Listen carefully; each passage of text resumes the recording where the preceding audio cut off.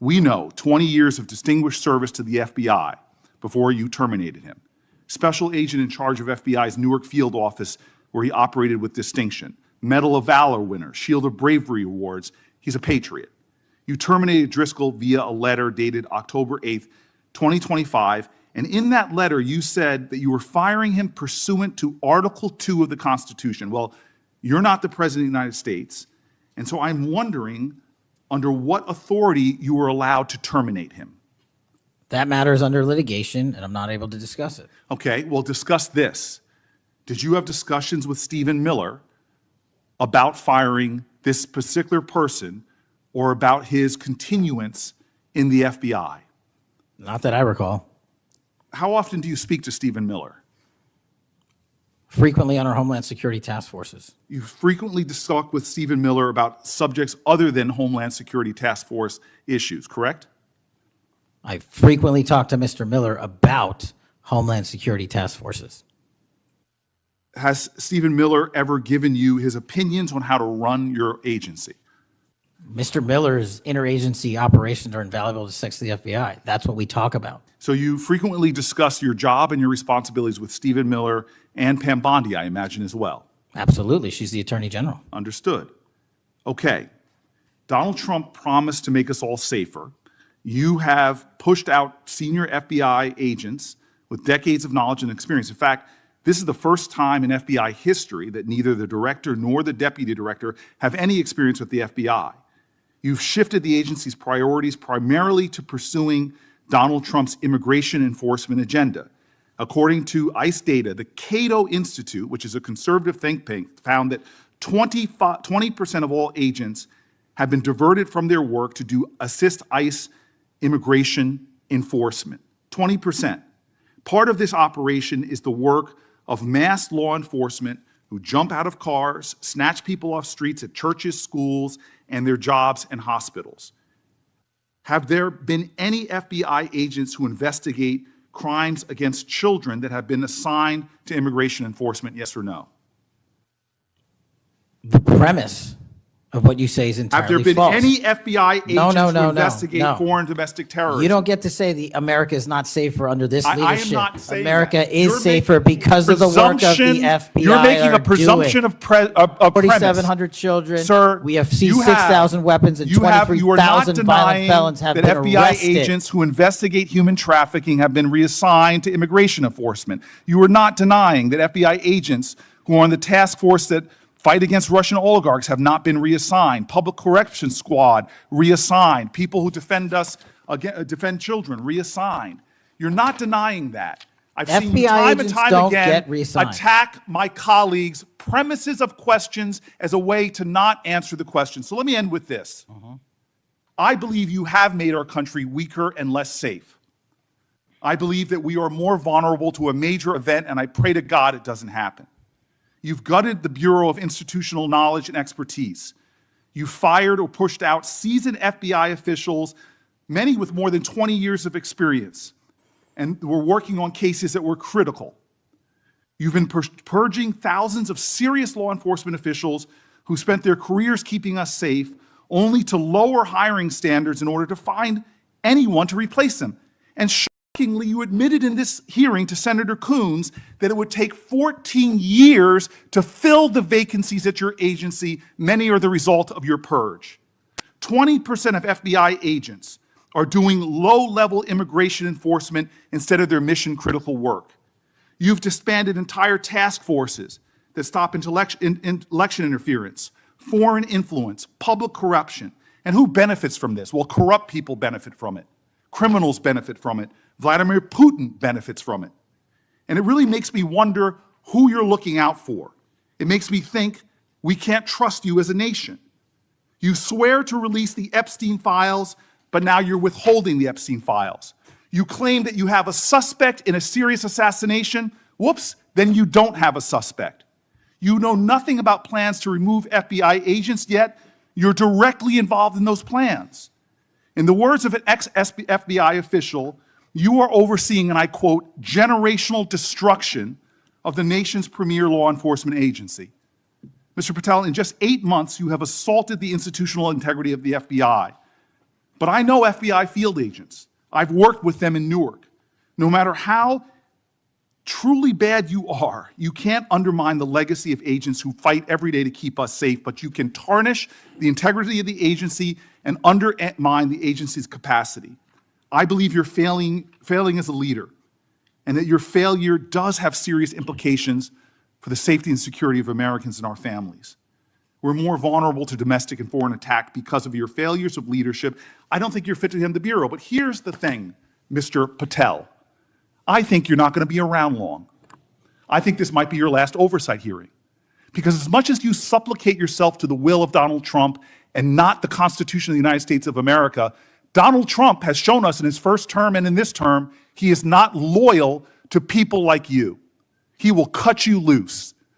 This may be the last time I have a hearing with you because I don't think you're long for your job. But I'm going to tell you this, I pray for you. I pray for you that you can step up and defend your oath, defend the Constitution, and do a much better job of defending this country. Thank you, Mr. Chairman.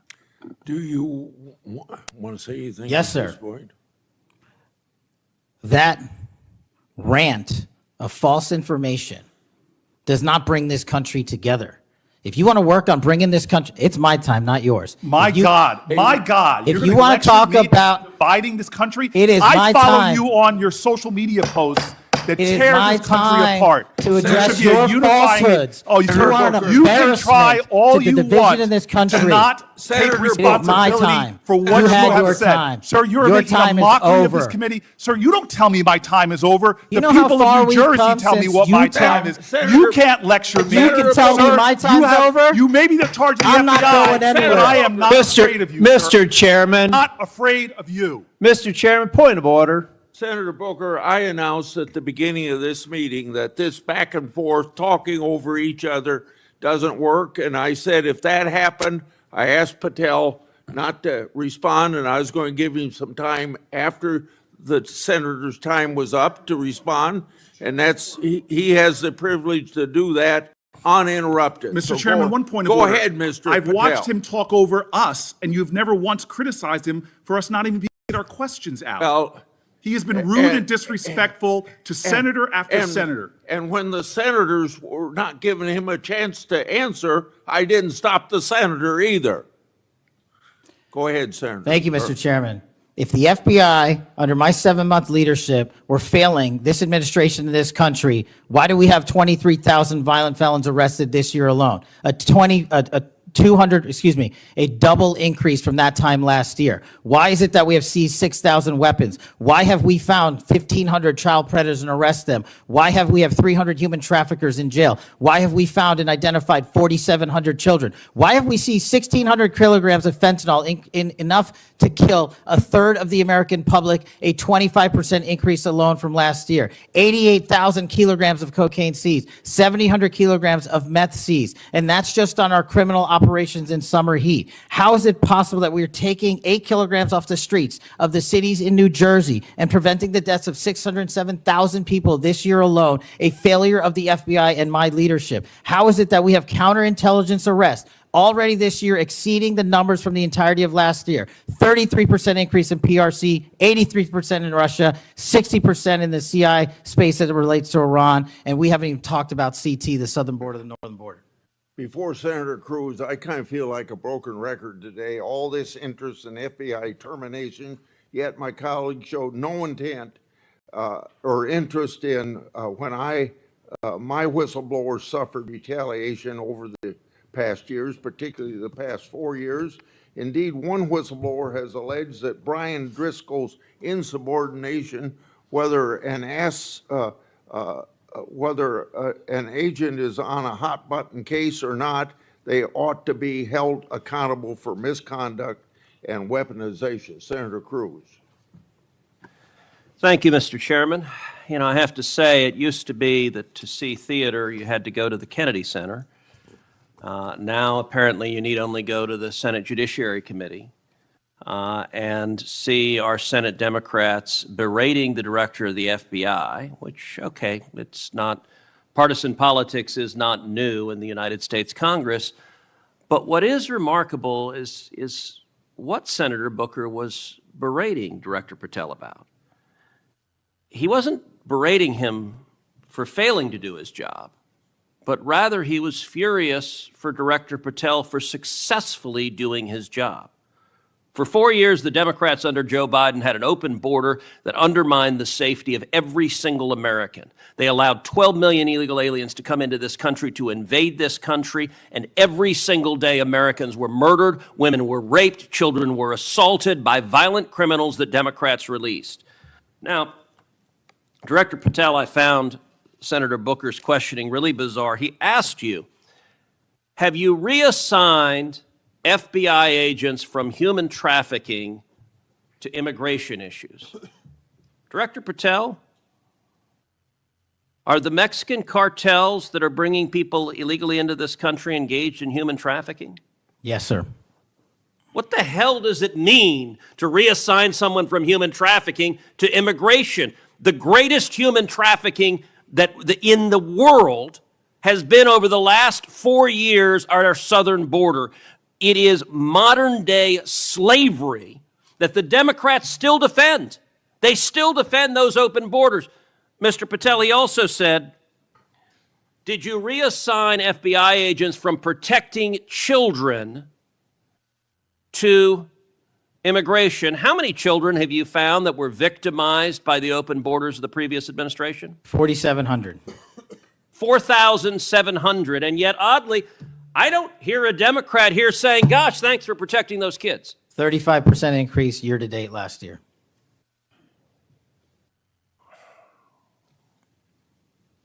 All right, I want to shift topics. And I want to shift topics to what happened last week. Charlie Kirk was assassinated. He was assassinated because of his political views. We're living in a time of enormous division and tragically hatred, and hatred that manifested in evil that we saw last week. Now, the FBI, working in concert with state and local law enforcement, apprehended what appears to be, in all likelihood, the murderer. And you did so in just 33 hours. So I want to start by just congratulating you and the FBI agents and state and local law enforcement for successfully apprehending the murderer in less than a day and a half.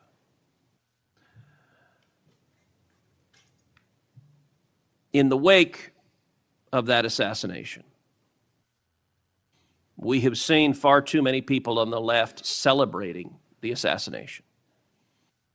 We've seen Democrats, we've seen activists cheering it on. We've seen, tragically, teachers in high schools, teachers in elementary schools, university professors cheering on the murder of Charlie Kirk. You and I both knew Charlie well.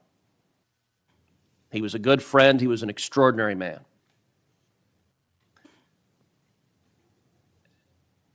And I will say there's a great deal of discussion about what to do about it. Under our Constitution, under the Bill of Rights, the First Amendment, speech is protected. And that's true even for vile speech. Someone can stand up and say the most hateful thing, and it's protected by the First Amendment.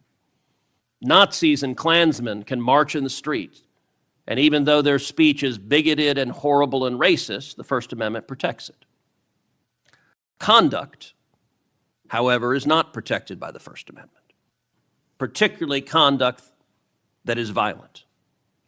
Violent conduct that is threatening others, that is harassing others, that is injuring, or in this case, murdering others, is most assuredly not protected by the First Amendment.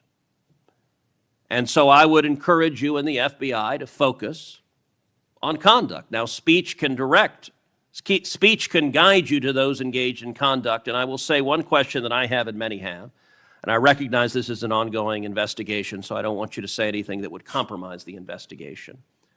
But what can you tell us at this point about what evidence there exists of other individuals who may have had prior knowledge of this assassin's plans to murder Charlie Kirk on September 10th? Generally speaking, we've interviewed numerous people, family members and friends, including the partner, to provide us with a detailed history of the knowledge he may have had, the suspect may have had prior to. We're still mapping out who, if anyone, was involved as an accomplice. As I said, the investigation is ongoing. We're also speaking to and going to interview numerous individuals online who were part of a chat group that was involved in this heinous assassination. And we're also going to work with our state and local partners out in Utah to find out what community organizations, if any, participated or had any foreknowledge of this information. But it's very much ongoing. I remind everybody that it's not even been a week since Charlie's tragic death. Is it accurate, it's been widely reported that the assassin's roommate was a transgender man who was transitioning to be female, and it's also been reported that they may have been romantic partners. Is that accurate? Yes, Senator. And I assume the FBI is investigating. It has also been reported that there were transgender chat rooms that may have had some awareness of the plan to commit this murder. Is that accurate as well? I'm sorry, can you repeat the question? It's been reported that there were chat rooms of transgender activists that indicated some degree of potentially of foreknowledge of this murder. We're still developing that.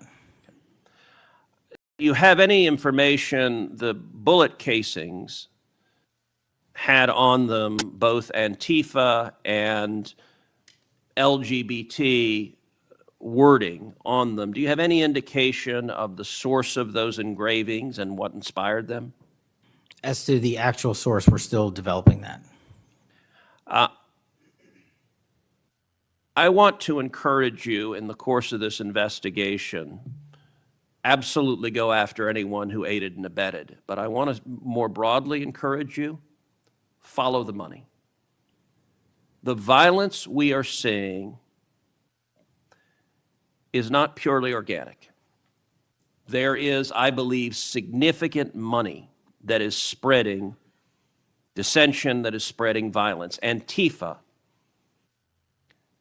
Do you believe Antifa is a terrorist organization?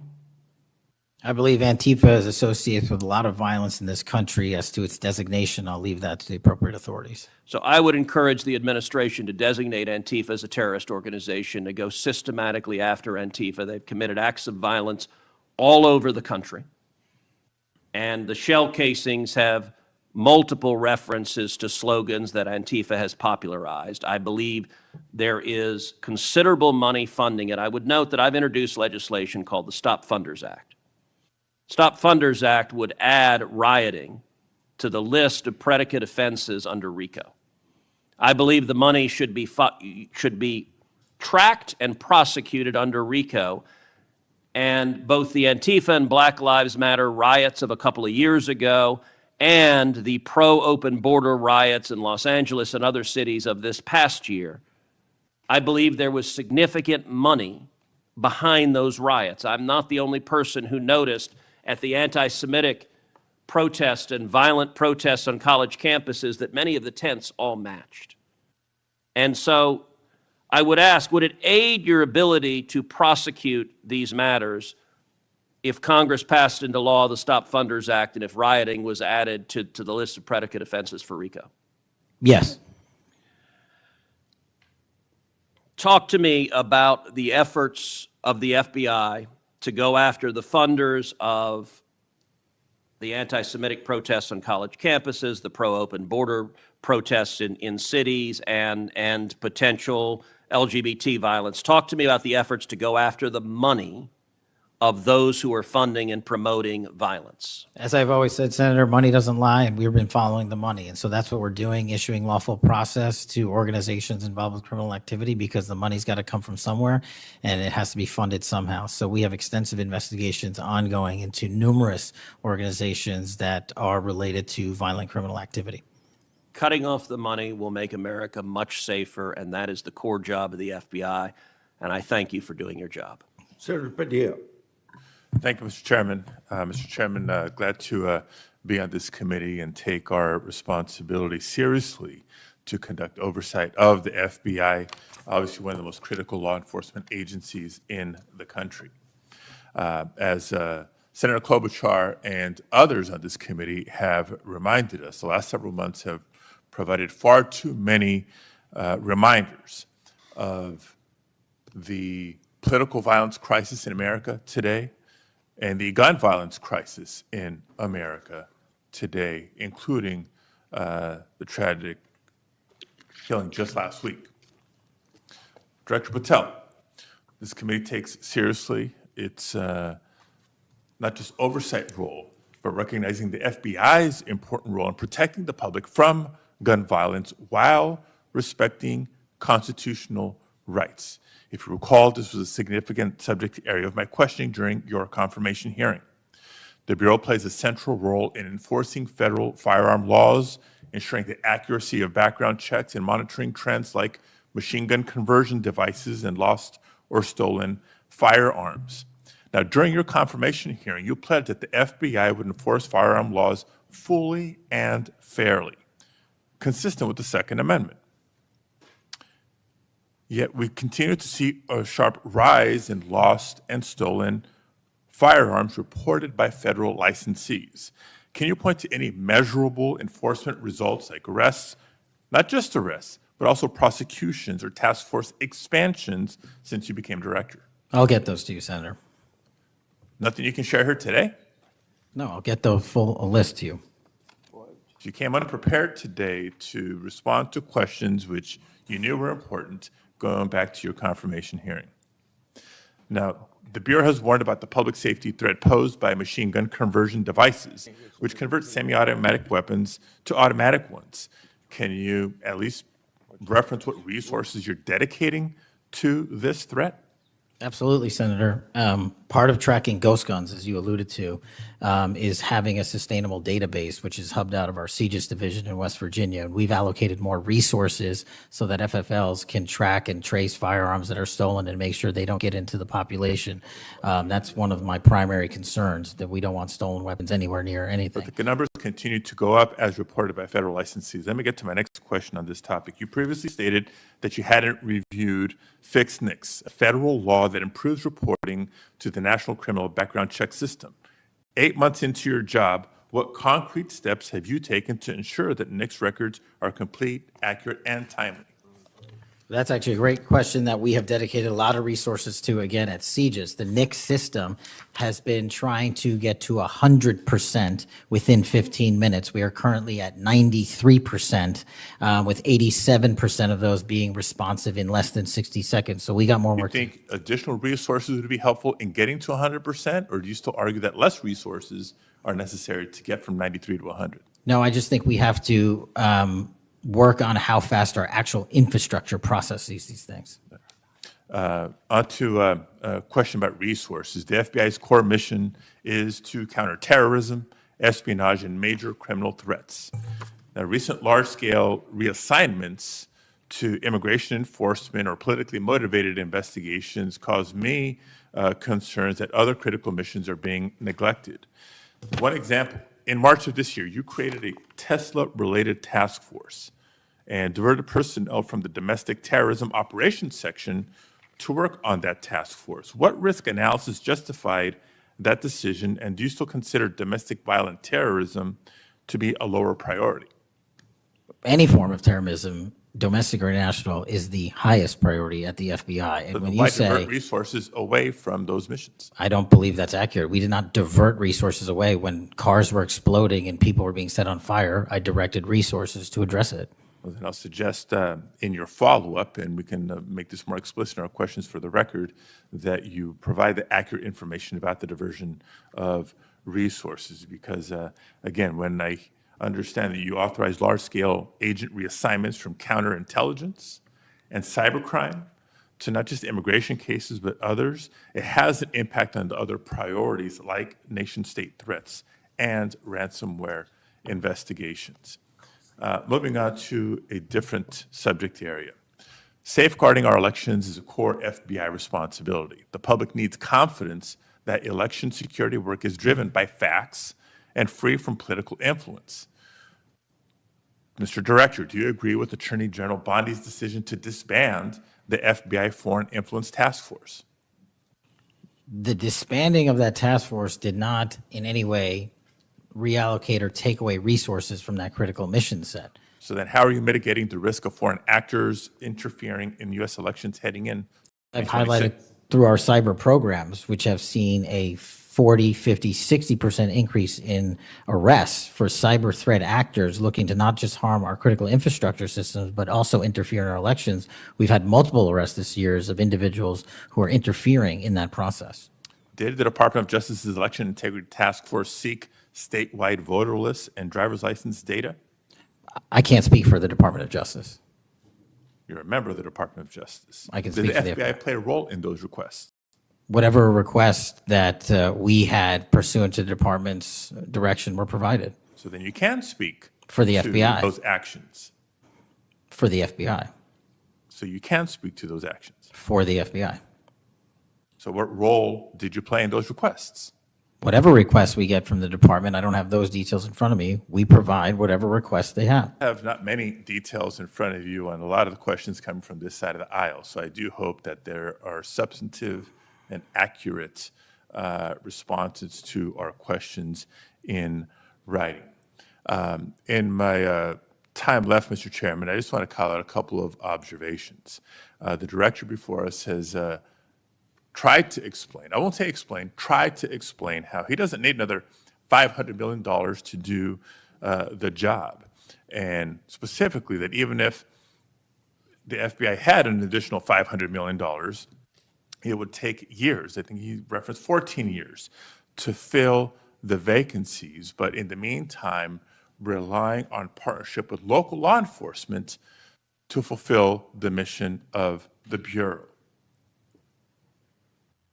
As we've discussed in other hearings and in other committees, by the way, given this immigration mass deportation agenda of the administration, the FBI is not the only one leaning on local law enforcement to do the job.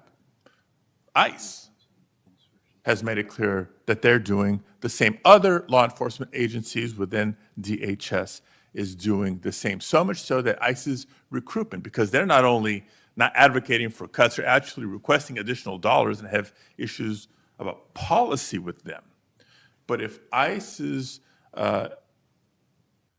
plan to do the job is not just hiring up significantly, they don't seem to have that as a concern, but the FBI does. Both ICE and the FBI are citing partnerships with local law enforcement, which, look, partnership and engagement is great.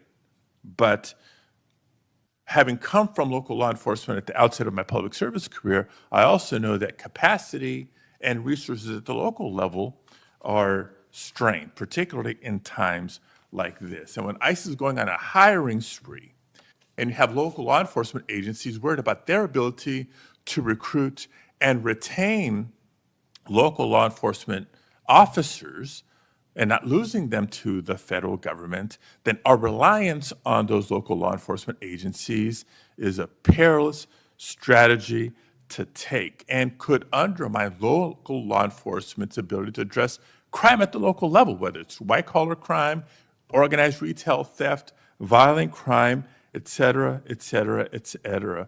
And in my final minute, I will also suggest this. Director Patel has referenced earlier in the hearing that one of the most significant value addeds of partnering with local law enforcement is that they have the best intelligent, they are the best intelligent source. Is that correct? For on the ground. Yet, when local law enforcement is put in a perilous position of being in a role with this mass deportation agenda, which is consistently overreached, has been found to violate the law and the Constitution, and has undermined public confidence in law enforcement, not just by immigrants, by the way, but especially immigrants. When immigrants are victims of crime and are afraid to come forward because they don't know what law enforcement is going to do with their information or not, when immigrants, legal or undocumented, are witnesses to crime and are afraid to come forward with that information because they don't know what's going to happen with their information or not. That undermines the credibility of law enforcement with the community and undermines the intelligence, Director Patel, that you say are the best source of intelligence when it comes to law enforcement. So it's shaky, it's worrisome, and in my opinion, overall, you are failing to live up to the role and responsibility that you have been confirmed to, and I associate with myself with everything Senator Booker said earlier. Thank you, Mr. Chairman.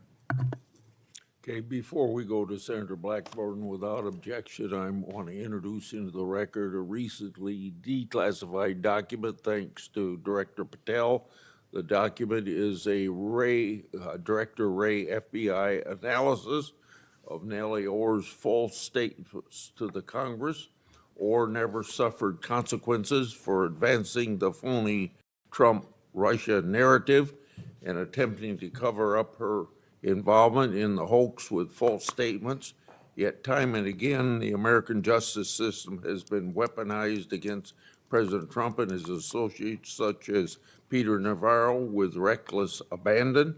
The DOJ's inaction on Nellie Orr's criminal referral, despite the obvious incriminating evidence provided in the FBI's own analysis, undermines public trust in the rule of law thanks to Director Ray's utter failure. Senator Blackburn. Thank you, Mr. Chairman. And Director Patel, thank you ever so much for being with us today. And I want to thank you for your commitment to fight violent crime in Memphis. And when you first came to meet with me before your hearing here, I gave you the stats on Memphis, Tennessee, and their crime rates. And then you committed then and again at your confirmation to help us. You have been true to your word, and we are very, very grateful. Operation Viper has been such a success. The 500 arrests are important. These are gang members and gang leaders out of Memphis, Tennessee. There are over 100 gangs in Memphis. So the impact of these arrests, the impact of 100 indictments of these gang members. And now we have a U.S. Attorney's Office that will actually prosecute violent crimes and actually take up and prosecute federal gun crimes. This is helping to make Memphis safe again. And yesterday at the White House, to have the president announce the second phase of this with bringing in the Guard, and we've got ATF and DEA and the U.S. Marshals and Homeland Security, and the work that you and General Bondi and the President have done is so appreciated by the people of Memphis, Shelby County, West Tennessee, and I am ever so grateful for the work you've done. You know, one of the things as we talk about Memphis and what a vibrant and wonderful historic city it is, it's important to realize Memphis is one of the logistics hubs in our country. You have I-40, which goes East Coast to West Coast. You have the Port of Memphis. You have FedEx. You have all 5 Class A railroads that are there, as well as so many companies that are important to Memphis. And I have found it so interesting that some of my colleagues want to complain about agents being taken out of the DC office and actually put to work in the field because they've been needed in the field. And you can look at the stats from Operation Viper and see the difference that they have made. And we so appreciate that. I do want to drill down just a little bit on the issue of cargo theft, which ties into the logistics hub in Memphis. We've got a lot of companies that go through there IMC is a big logistics company. People in Memphis know what it takes to keep America moving. But what a lot of people may not realize is that many of these criminal gangs have been focused on cargo theft. This is how they pay for their activities. So in addition to the carjackings and the home robberies and the smash and grabs and some of the human and sex trafficking, they've gotten into cargo theft. And cargo theft in Memphis has increased over 5,000%. 5,000%. That's what you saw with a Biden administration who wouldn't drill down on this. So having these agents out in the field, having an interagency approach is something that is going to help us with getting our hands around this cargo theft. So talk for just a minute about what your team has done there and the importance of having that interagency approach. Absolutely, Senator. So Operation Viper nests under Operation Summer Heat, and in multiple cities and mid-major cities across the country, we have surging resources based on crime. And Memphis, as you know, Senator, had the highest per capita homicide rate in the country, and that was simply unacceptable. And so what we did was what we call phase 01 of operations at the president's direction. We went into some of these cities quietly to collect the intelligence that was necessary to start these operations, to start seizing these firearms, which we seized, I think, over 115 firearms off the streets, to start taking narcotics off the streets, and also to infiltrate the gang network, this criminal street gang network that is providing these guns and drugs to the public in these communities, allowing for these shootings. And so what the FBI is good at, what the FBI is great at, is partnering with our local authorities in places like Memphis and Miami, and Chicago, and so many other cities across the country, to start the work, because you can't do the work on a dartboard basis. You need ground level intelligence. And that's what we do working with our state and local law enforcement. And the results, I think they said over 100 indictments federally just in this 3-4 month surge. And now we're going to go in there with more resources to finish it. And we are grateful for that. And I think it's so important for my colleagues, what we have seen in Memphis. You mentioned something very important. Your agents go in and they go in quietly. There was no press conference. There was no fanfare. You went in there to work. And very importantly, you gathered the intel. Who are these gang leaders? Where are they? Figuring out who was doing what, and then setting up the process to apprehend these individuals. And it requires infiltrating those networks and having that data to work from so that you are working in partnership. And as I have talked with elected leaders in Shelby County and Memphis, as we have talked with those in law enforcement, they have been so grateful to have this support and this additional education that comes, because local police are learning from your agents when they are learning how to track these gangs and infiltrate these networks. We know that phase 2 of this operation is going to kick off. The Guard is going to be there to support the Memphis Police Department to help them kind of catch up, because they still have a lot of people on their board. They know who they are, where they are, what they're doing.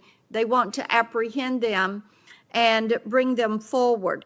So talk a little bit about how phase 2 is going to continue to work to support the law enforcement efforts in Memphis. Well, it's just like what happened here in Washington, D.C. It takes a whole of government interagency approach where we're working with the Attorney General, the DEA, the ATF, the U.S. Marshals, Department of Homeland Security, because each one of those agencies has specialized capabilities. And when we surge together, to work off of the ground level intelligence was collected, you see what happened in Washington, D.C. here. And that's the next phase of it, because you are able to utilize the National Guard to set up border perimeter operations. So when you go into an area, you have the secure workspace to get in there and stay in there. The key here, Senator, is sustained criminal investigations and sustained prosecutions that clear Memphis, like we did Washington, permanently, and leave behind a blueprint for what local law enforcement can do with our federal partners to sustain that. We don't want to go backwards, and that's critical, but we're in the next step. Sustaining it will be the last one. Well, and we certainly appreciate that. I do want to touch on Operation Restore Justice. And Senator Britt mentioned some of this very briefly, and I know that you and AG Bondi have done a tremendous amount of work in protecting children. I appreciate that. And we passed my Report Act last year, and President Biden signed it, and this does require social media to report to NCMEC so that we can have these perpetrators followed up with and apprehended. That's a good start. We're still trying to get the Kids Online Safety Act passed. That has been a bipartisan effort. We have looked with disdain at what has happened with Discord and Charlie Kirk's alleged killer. Talk for a moment about what else Congress ought to do in order to give you all the toolbox you need to apprehend these predators and pedophiles. Well, I think we need to go after the monetary backbone of this infrastructure, like we discussed earlier. I think we also need to make parents across the country aware of how invasive some of these social media sites are and how much criminal enterprise is going on and how easily these kids can be sucked into it. And also, the only way, in my opinion, to do that, as Senator Klobuchar and I believe Senator Graham had stated, was, we need to work on Section 230. It's been too long since we've addressed it. Nobody's being held accountable. They're making money, and our youth is dying. And Yes. That's just unacceptable. Well, we have that reform bill. Thank you, Mr. Chairman. Thank you. Senator Welch. Thank you very much, Mr. Chairman. And just at the outset, I just want to say what I think all of us believe, and that is that the political violence that is so afflicting our country, it doesn't matter whether it's from the right or the left. I mean, all of us have an obligation to fiercely advocate for our point of view. All of us have an obligation to respect people with whom we disagree. The folks we disagree with are our opponents, but they're not our enemies. And I hope all of us keep that in mind and do the best we can to set that example. I want to congratulate the FBI. I want to congratulate the Utah state and local law enforcement for the very good work that it did in apprehending the violent assailant of Charlie Kirk, and that is a terrible, terrible tragedy. Director Patel, at one point you made an announcement that the suspect was in custody. We got our man. It turned out that was not true. In fact, I think that was about 27 hours before the person now in custody was apprehended. Why did you make that statement? Thank you, Senator. Appreciate you letting me address this. What the FBI does is not just locate and find suspects, but we also participate in eliminating subjects. And what we had at the time was a subject in custody in relation to this investigation. So in my commitment to work with the public to help identify subjects and suspects, I put that information out. And then when we interviewed him, I put out the results of that. And could I have been more careful in my verbiage and included an A subject instead of subject? Sure, in the heat of the moment, but I was doing the best I could. In all candor, I don't quite get that, because if we have our man, that would suggest to the public that everybody can rest and relax and not then continue to provide information to local law enforcement and to you. Well, so that was a mistake. I don't see it as a mistake. I see it as something working with the public to identify that there was a subject So if in you custody. put out a statement that says we've got our man, and in fact it turns out that you didn't have your man, that's not a mistake? But that's not what I said. Well, I'll go on. That's my understanding. A second thing that is really important in the FBI, but it's important in every agency, is that the folks who are doing good work get supported for the work they're doing. And a number of highly successful FBI agents have been let go. And I want to just ask you a little bit about that. You know who Brian Driscoll is, right? Yes. Yeah, okay. And my understanding is he served at the FBI for over 18 years. You agree? I believe that's accurate. Special agent in charge of the Newark office. He was commander of the FBI's hostage rescue team. That's a very prestigious and responsible position, correct? It is. Section chief of the Critical Incident Response Group's tactical section. You've got to be pretty good to get that high responsibility. You agree with that? Yes, sir. He oversaw 55 SWAT teams, and they're like the elite of the elite, right? They go in to the dangerous situations, right? He got a Medal of Valor for his participation in a raid on ISIS terrorist Abu Sayyaf, who had kidnapped American citizens Kyla Mueller, right? Mueller? Is that Yeah, right? I know. You're in agreement, right? I know Kayla Mueller's family, yes. I know the Okay, situation. and he got Kurt Meyer, somebody who had barricaded himself in a bar after he killed 4 people and wounded 2. And Driscoll was part of the team that went in there and took that guy out, right? I don't have all the details, but I'll take your word for it, Senator. And he got into trouble when Emil Bove demanded a list of FBI agents who investigated January 6th and was apprehensive that what did happen ultimately would happen, and that is those folks would get fired. I mean, do you agree with me that a boss who stands up for his subordinates when they did the job that was asked of them is a stand-up person and somebody to be admired? Generally speaking, yes, sir. Pardon me? Generally speaking, yes, sir. But Driscoll got fired, right? Again, that matter is under litigation, and the matter you referenced occurred before I was Okay, but director. let's just keep it fairly narrow here. He's fired, right? Yes, he was terminated. And he has to be, there's somebody communicates to him that he's terminated, correct? That's my job. That's your job. So you communicated to him that he was fired. I did.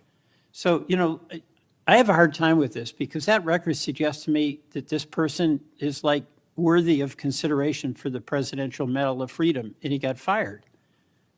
But there's also a record of other information that was available, and now that this matter is pending litigation, we will get that out in due course. But as Okay, you so you can the agree. so-called, so you've got, quote, other information that you see as a valid basis to fire somebody who, from what I can tell, had an absolutely outstanding record and who crossed the threshold of getting in trouble because he was standing up for agents serving under him who did work that was assigned to them that happened to be related to the January 6th uprising. Again, you're correlating based on your information the reasons for his termination, and I'm telling No, you. that's there's- right.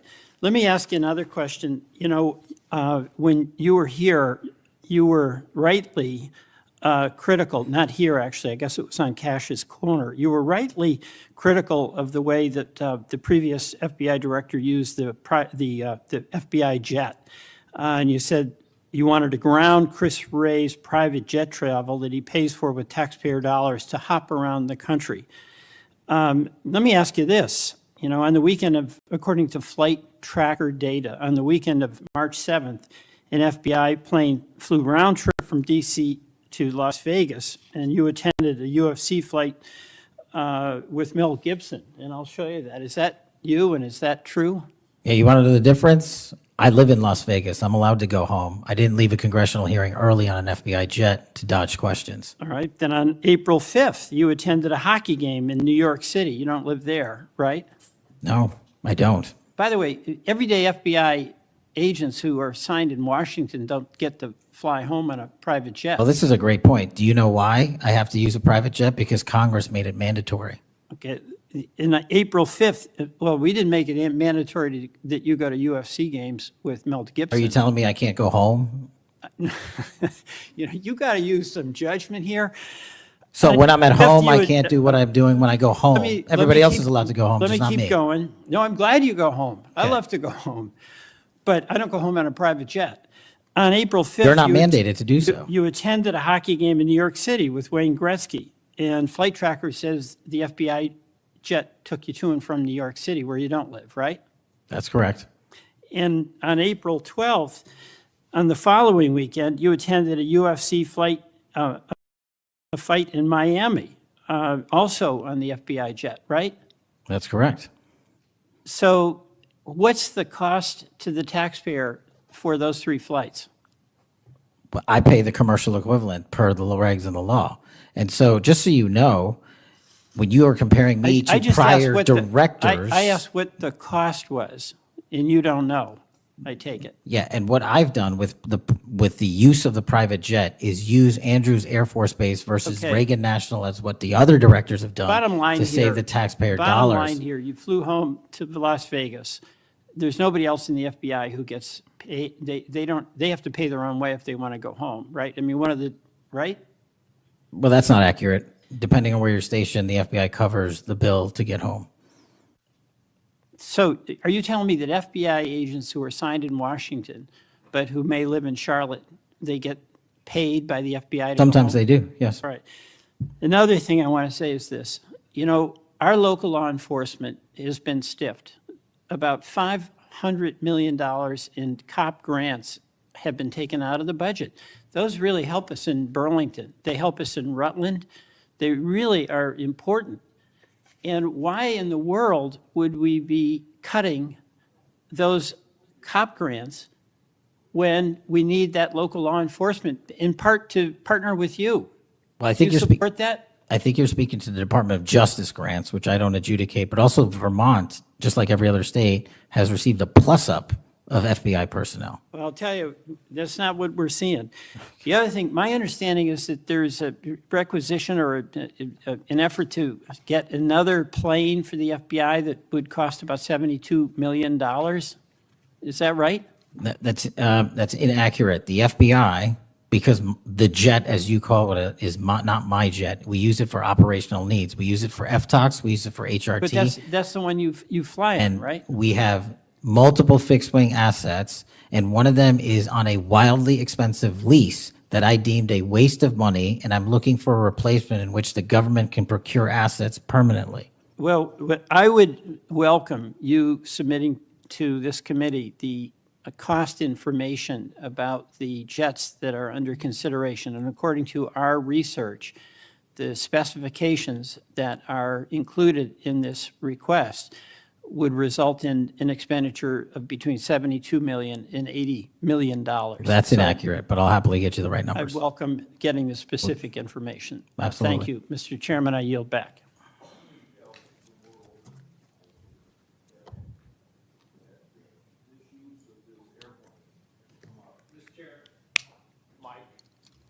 It's on, but I can get closer.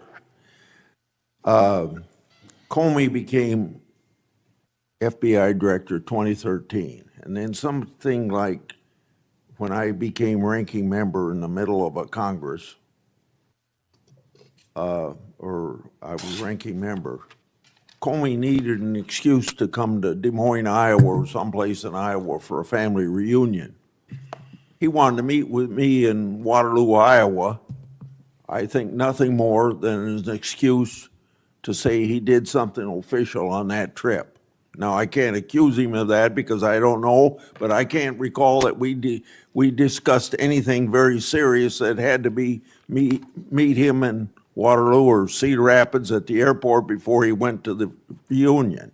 And then 2 or 3 years ago, Ray was sitting where you were, and we had 2 Republicans wanted to have second round of questioning, and it would have taken about 10 minutes, and he refused to because he got on this airplane that you're talking about going to the Adirondacks. And So I find it interesting that my Democratic colleagues seem to bring up about your use of the Justice Department planes, yet my Democratic colleagues didn't seem too interested about my oversight of Ray's use of the plane. I didn't hear a peep. So my Democratic colleagues need to be consistent. Can I just add, Mr. Chairman, that when you compare the flight logs and the percentage of work travel to personal travel for the prior two FBI directors, over a third of their travel was personal on those same jets that I'm being accused of improperly utilizing. My mark is far less than that. Also, both of those directors use Reagan National Airport, which has landing fees of $5,000 to $10,000 because they didn't want to drive 25 minutes to Andrews. We take off and land in Andrews every single time because it's cheaper, and we do so because it saves the taxpayer dollars. Those are the things we are doing to make sure that we are good stewards of taxpayer dollars. And also, any new acquisition of an airline or a fixed wing asset for the FBI will specifically meet the needs of the demands of the foreign FTOC operations and hostage rescue operations in our critical infrastructure programs. Senator Moody, Thank you, Chairman. Appreciate it. you're very patient. I am very patient. You're very patient. I'm new here to the Senate, and I watch what you have to go through as chairman, and we thank you.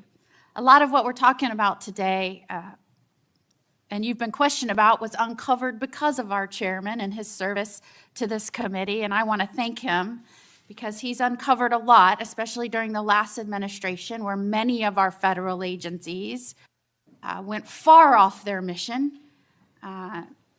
And I believe we wouldn't have as much information as we do if it wasn't for our esteemed chairman. So I wanted to publicly thank him.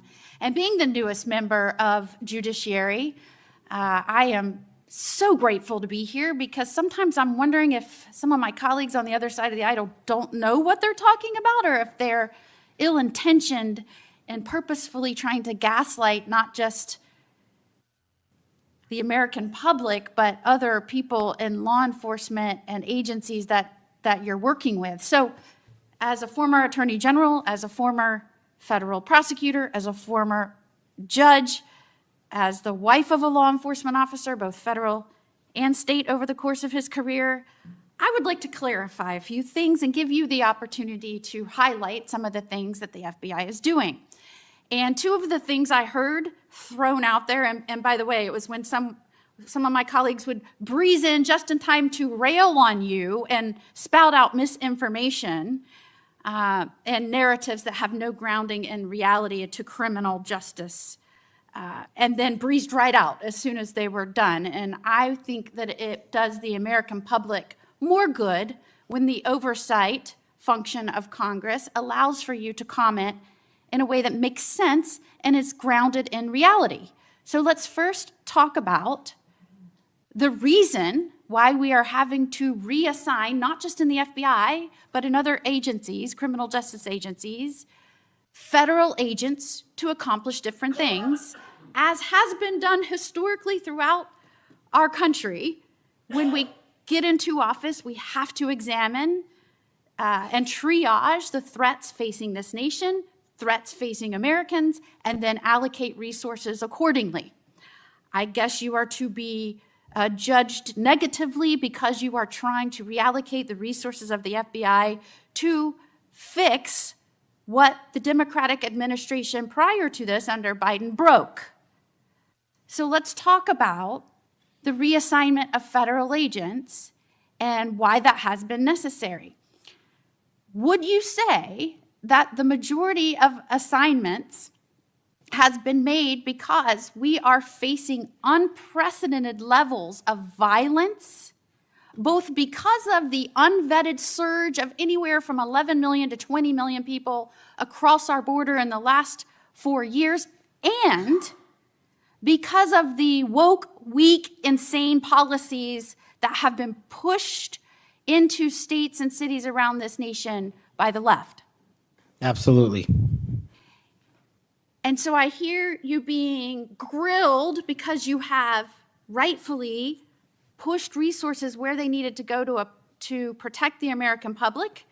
And I have heard you questioned that you are in some way, and I'm going to use their words, which I don't believe is grounded in reality, that you are going to lean on local and state agents to do the job of the FBI.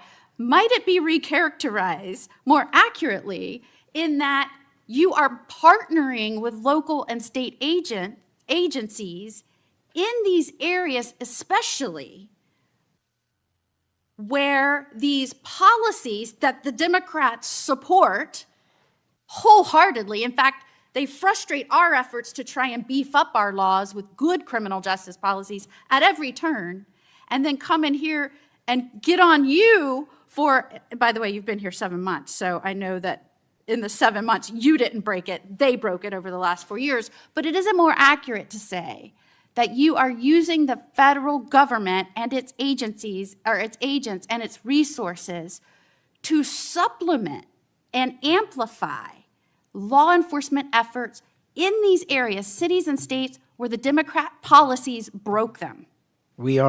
It's been an integral part of my tenure to use local and state partnerships. I say it everywhere I go. We cannot do the work without partnering with state and local authorities in every single state and every single county in this country. And why we pushed out to the field is simple mathematics. While the FBI had a bloated bureaucracy in Washington, D.C., nearly 1/3 of the FBI's workforce lived and worked in the national capital region. 1/3 of the crime doesn't happen here. So I made the simple decision to move them out where the crime was happening in the field, to move out field agents, to move out intel analysts, to move out program managers. And by the way, that's what they all want to do, go out in the field and do the work. And no one's going to be punished for going out in the field and doing the work, and no one's going to be punished for wanting to stay at headquarters and help. But we needed a reallocation of assets, and that's what we did. And from your experience, both before and now in office, have you found that many of these nonprofits have done work to undermine the stability and security of cities? Those matters are very much ongoing, and hopefully we can report the results soon. And I don't mean just those that may have aided and abetted or supported criminal acts. Those absolutely should be investigated and pursued to the fullest extent of the law. And I hope that we follow the money trail, as some of my colleagues have suggested. I also want to get your opinion about the nonprofits that are working to get elected and then push criminal justice policies that have made our cities and states less safe. Specifically, I'm going to push out all of the things that they espouse make the cities stronger. No cash bail. Try not to charge crimes. Don't call people offenders or felons or rapists or drug traffickers.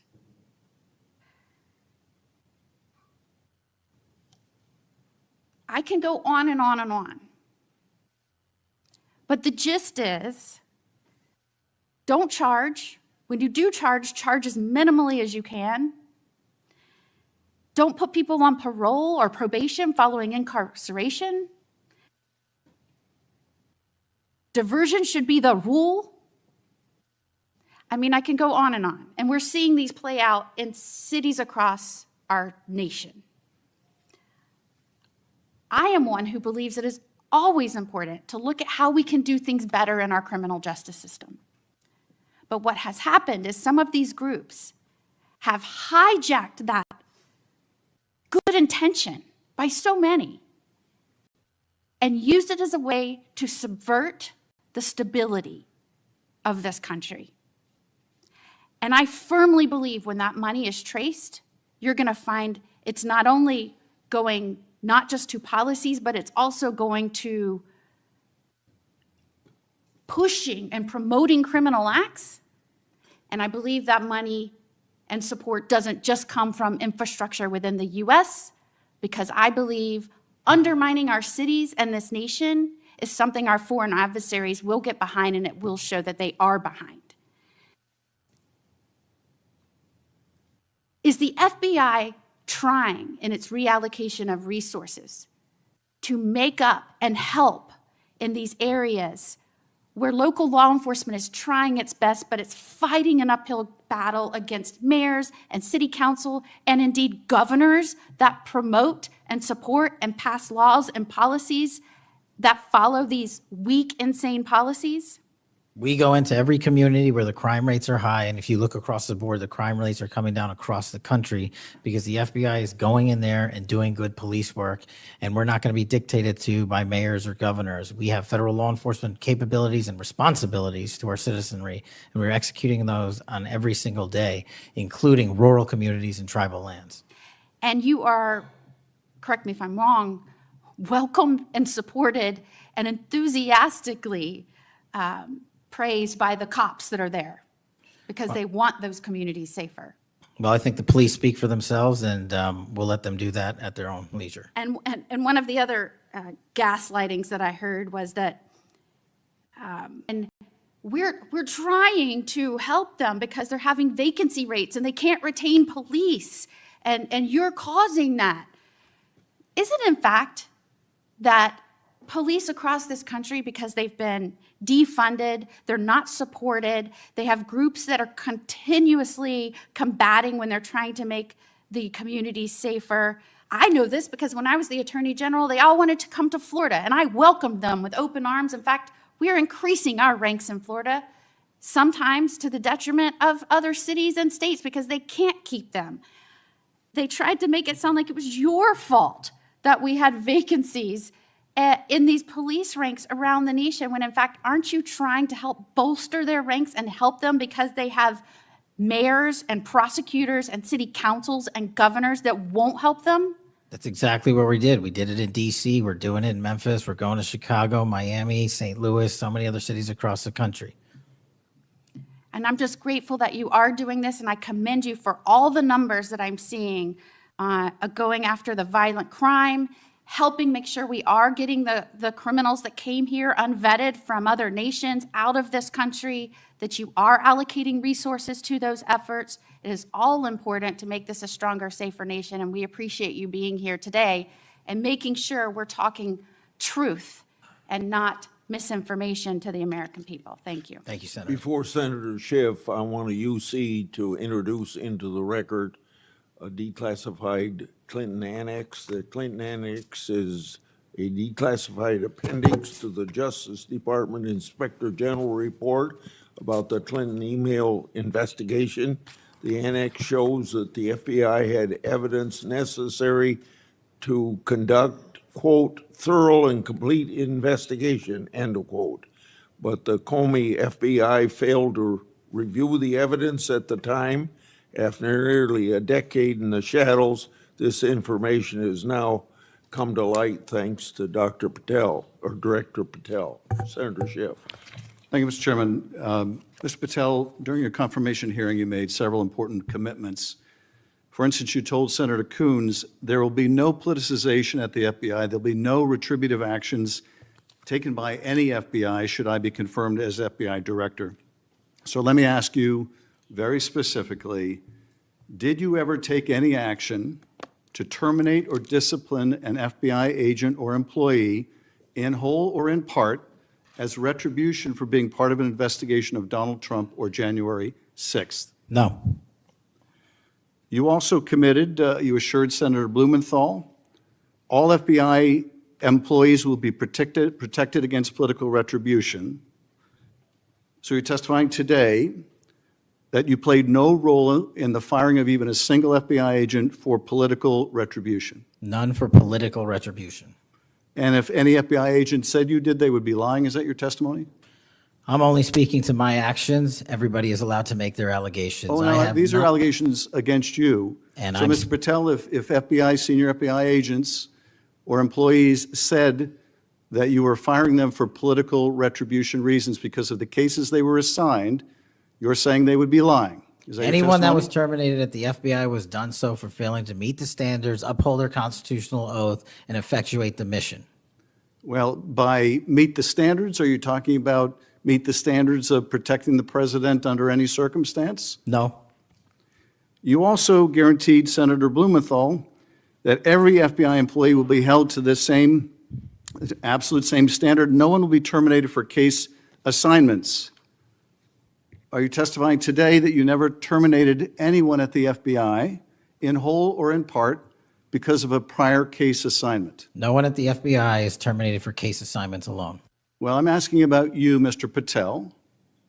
did you, in whole or in part, terminate anyone at the FBI because they worked on the Trump investigation or because they worked on January 6th? No one at the FBI has been terminated for case assignments alone. Okay, you're saying alone. Does that mean they were terminated in part because they were assigned to a January 6th case or assigned to the Mar-a-Lago case? You're being very precise here, Mr. Patel. You're saying alone. That means they were fired in part because they were assigned those cases. Is that your testimony? Absolutely not. But if you want to keep Okay, putting words well, in my mouth, then go let me ahead. ask you, let's strip away the word alone. Did you terminate or participate in any discipline of any FBI employee in whole or in part because of their work on an investigation of Donald Trump or January 6th? Yes or no? Any terminations at the FBI by employees. I'm since asking you a very specific And I'm question. going to answer the question, but you don't like the answer because it's the No, truth I and it guts want your an answer to my narrative. question. I don't want an answer to someone else's question. So let me just be precise, and I ask for a yes or no answer. Did you ever terminate or discipline an FBI employee in whole or in part because they had been assigned or worked on an investigation of Donald Trump or January 6th? Yes or FBI no? employees are only terminated Yes if or they no, fail Mr. to Patel? uphold their oaths of Yes or office no? and duty. You're not at the answering my FBI question. I You're don't not have to answering my answer your question. question yes or no because you're setting up a trap so you can have a Oh, media no, I'm narrative. not setting up a trap. And I'm not giving it to you. Unless it's true that you fired people. People in have whole been or in part terminated at because the they- FBI who failed to uphold They were the assigned standards to. that the FBI requires them Did you to tell? uphold. Did you tell anyone at the FBI that all FBI employees who they identified who had worked on cases against President Trump would be removed from their jobs? Did you tell that to someone at the FBI?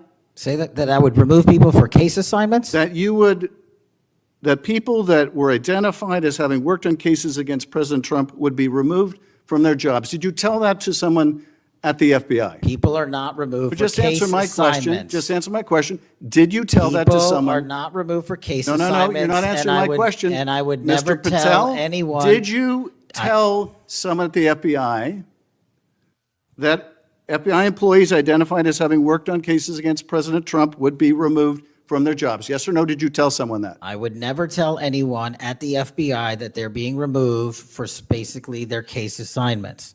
Okay, so anyone who had said that would be lying. Is that your testimony? Anyone can say whatever they want. No, I know, but you're saying they were a liar. I'm telling you what I said. Because this is in the complaint against you, Mr. Patel. So you're saying Mr. Driscoll and others are liars? I'm not going to address the complaint and the ongoing Okay, well then let me ask litigation. you, have you ever told anyone at the FBI that the FBI tried to put the president in jail and he hasn't forgotten it, and that your job depended on the removal of agents who worked on cases against the president? No. Did you ever tell anyone that? No. Okay.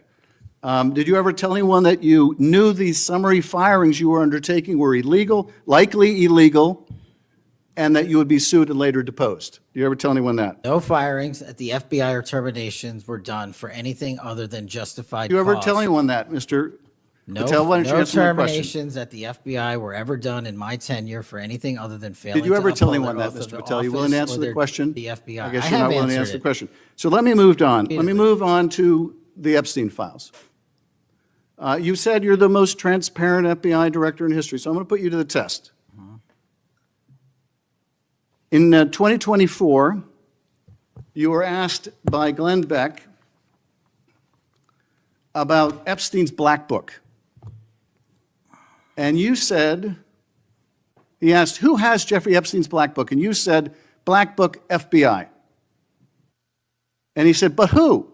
That is, I mean, there's, and you said, oh, that's under the direct control of the director of the FBI.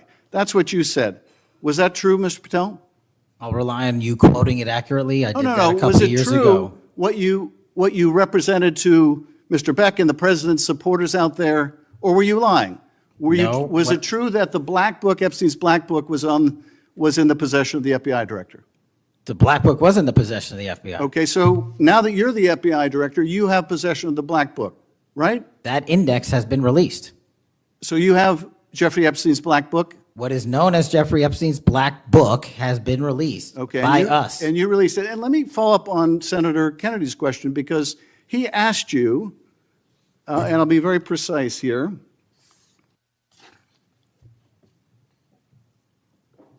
You've seen most of the files. Who, if anyone, did Epstein traffic these young women to besides himself? And you said himself, there's no credible information, none. If there were, I would bring the case yesterday that he trafficked to other individuals. And Kennedy, the information we have again is limited, and Senator Kennedy said the answer is no one, and you said for the information we have. So is it your testimony today that in all the Epstein files, that Jeffrey Epstein trafficked no one to anyone but himself? Is that your testimony, Mr. I never Patel? said Jeffrey Epstein didn't traffic anyone else.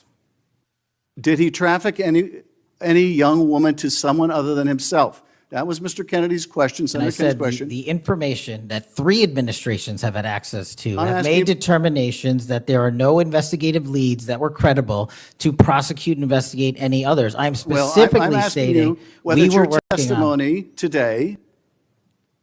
You just read that it, and I said it I'm- 10 minutes ago, so let the record reflect my testimony. I just want to make sure there's no misunderstanding, because there are victims like Virginia Guifer who have testified otherwise, who have said otherwise, and you're telling the American people today that the Epstein list is a single name and it's Jeffrey Epstein. That's what we're to believe? That's not what I'm saying. That's what you're saying, and Well, you let can me- say let me whatever ask you Let me want. ask you this.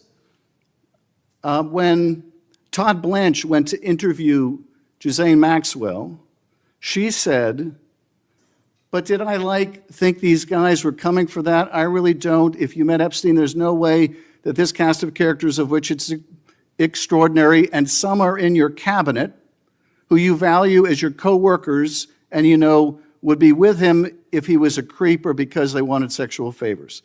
A man wants sexual favors, he will find that. They didn't have to come to Epstein for that.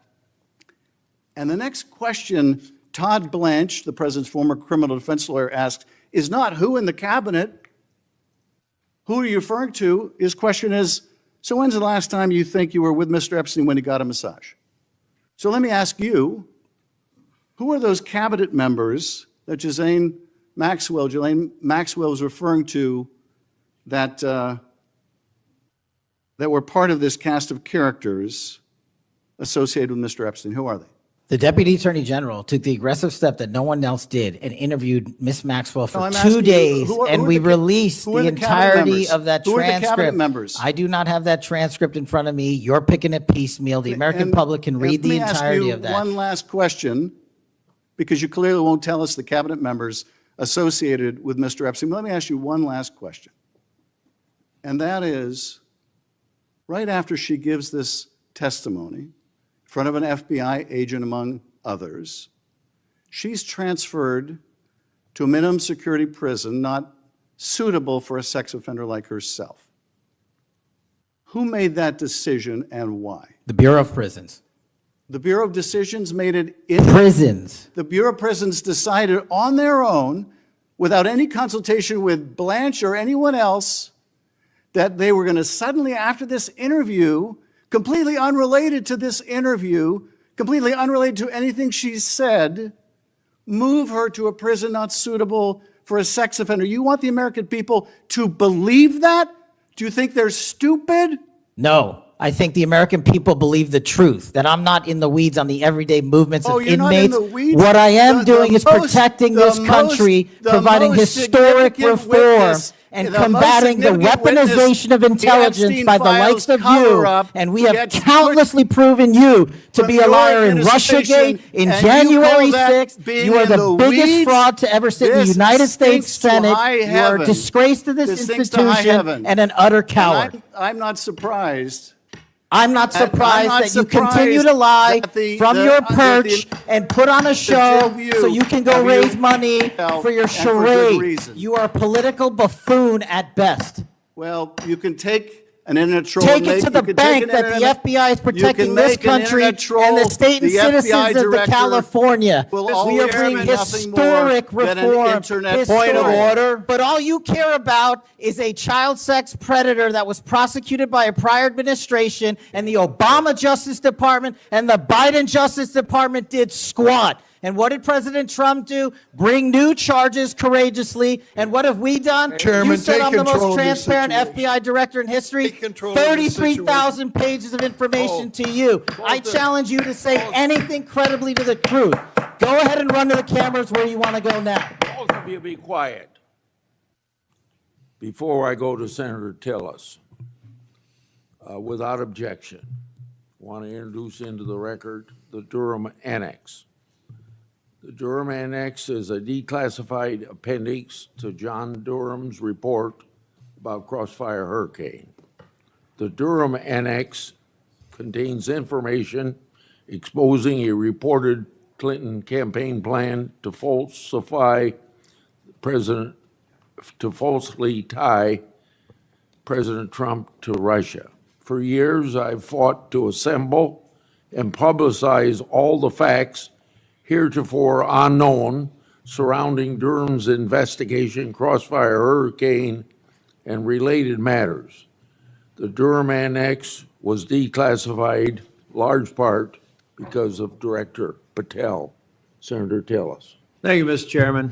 And Director Patel, thank you for being here.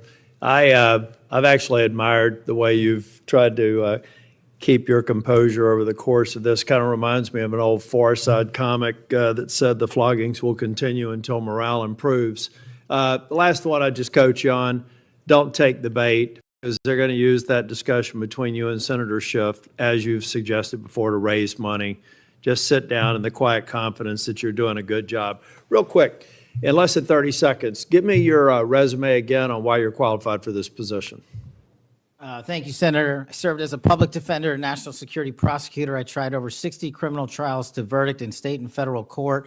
I served as the lead investigator in the House Intelligence Committee and the counterterrorism expert there, unfolding the Russiagate investigation. I served as the head of counterterrorism for a presidential White House. I served as a deputy director of national intelligence at the Office of Director of National Intelligence, overseeing our 17 intelligence agencies.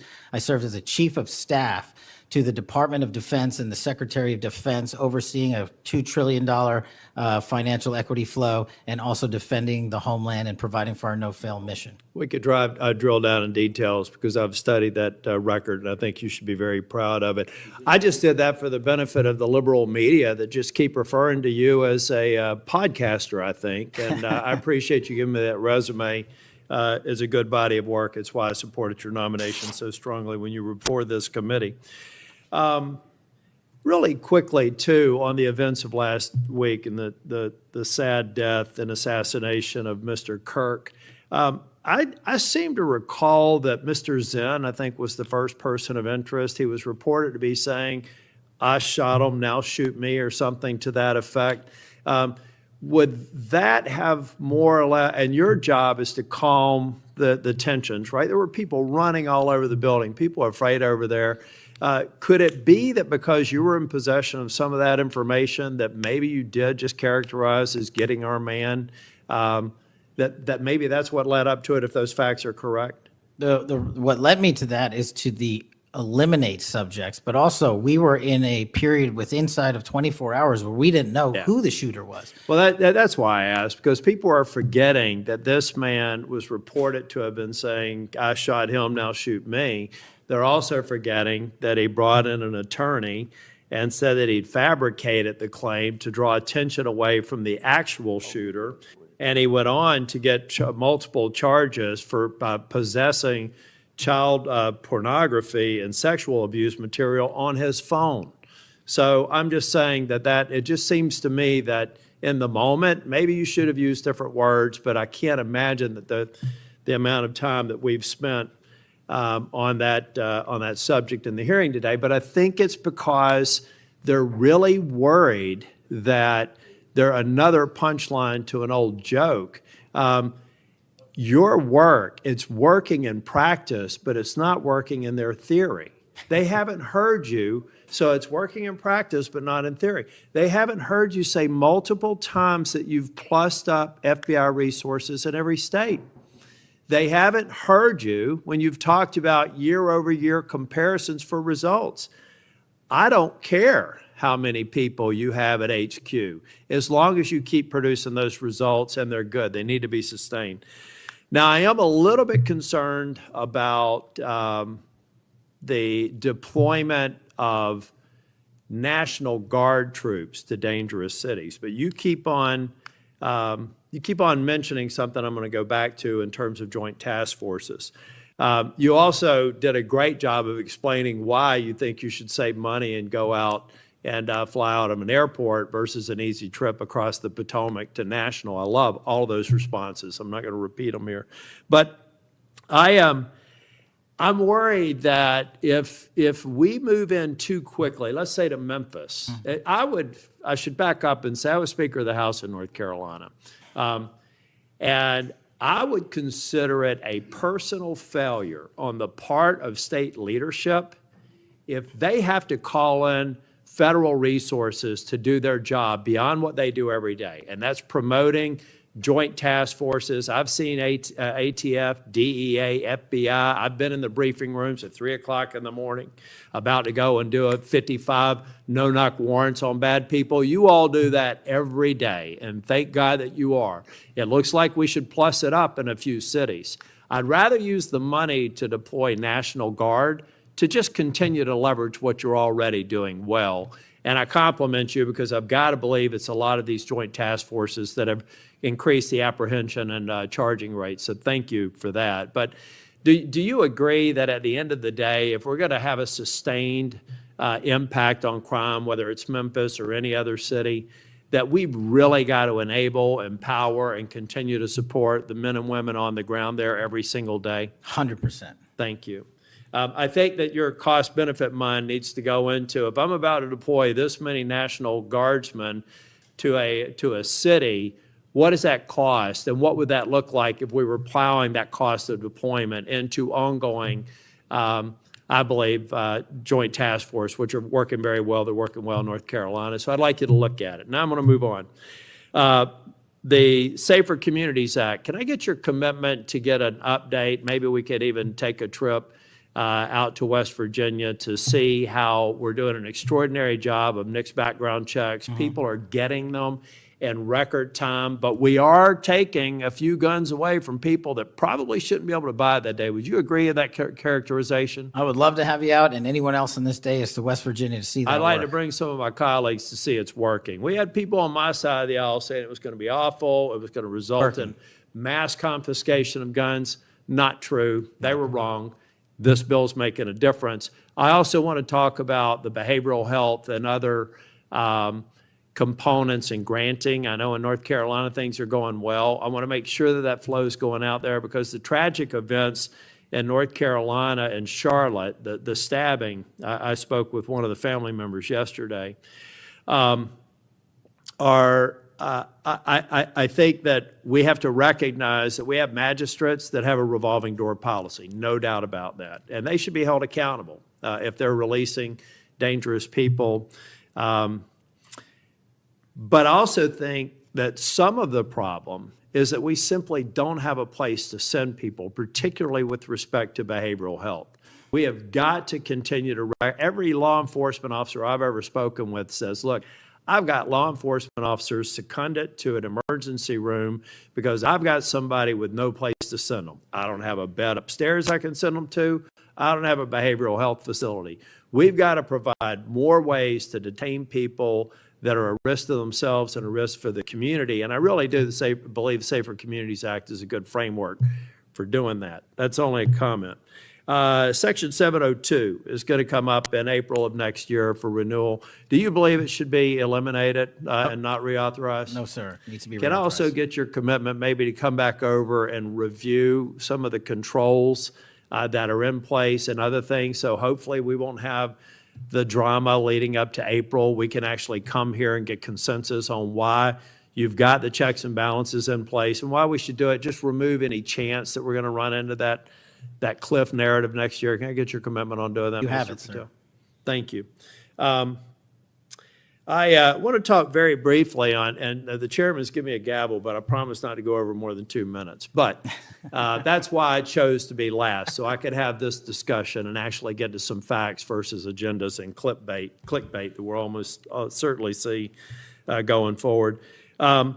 Tell me a little bit about the rationale behind the change in stance in recruiting. I also understand there may be a reduction in the academy timeline. Just give me some thinking about where you are on recruiting, retention, training, et cetera. Simple. So recruitment is through the roof. We've doubled up month over month. Our applicants to be 1811s are federal agents, intel analysts.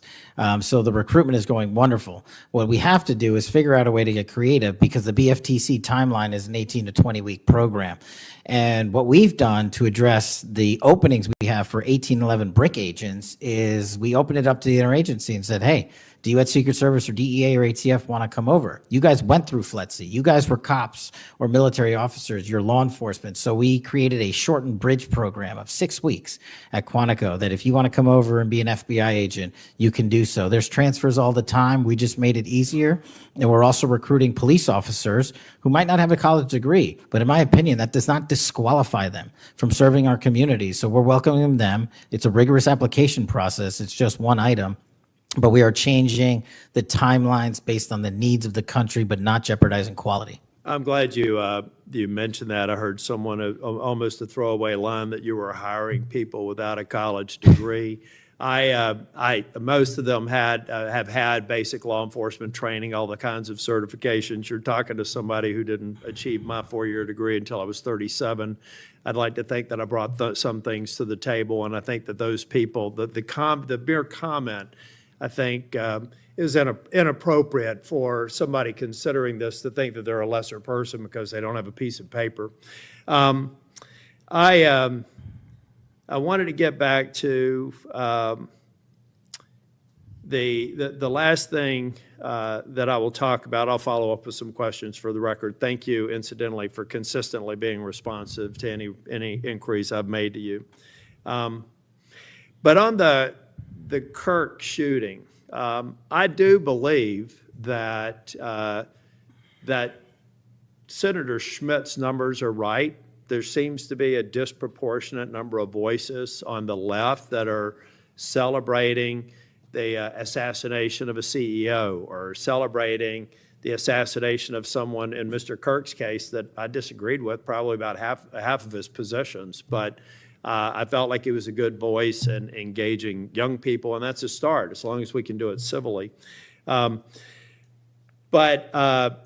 then I also just went back online because I've hammered on this committee multiple times. I just went online and I found in Pinterest that even today you could order a T-shirt that says ACAB 13.12, which translates to all cops are bastards. Or if you don't like that shirt, you can go get an F the Cop shirt at the same website on a location on Pinterest.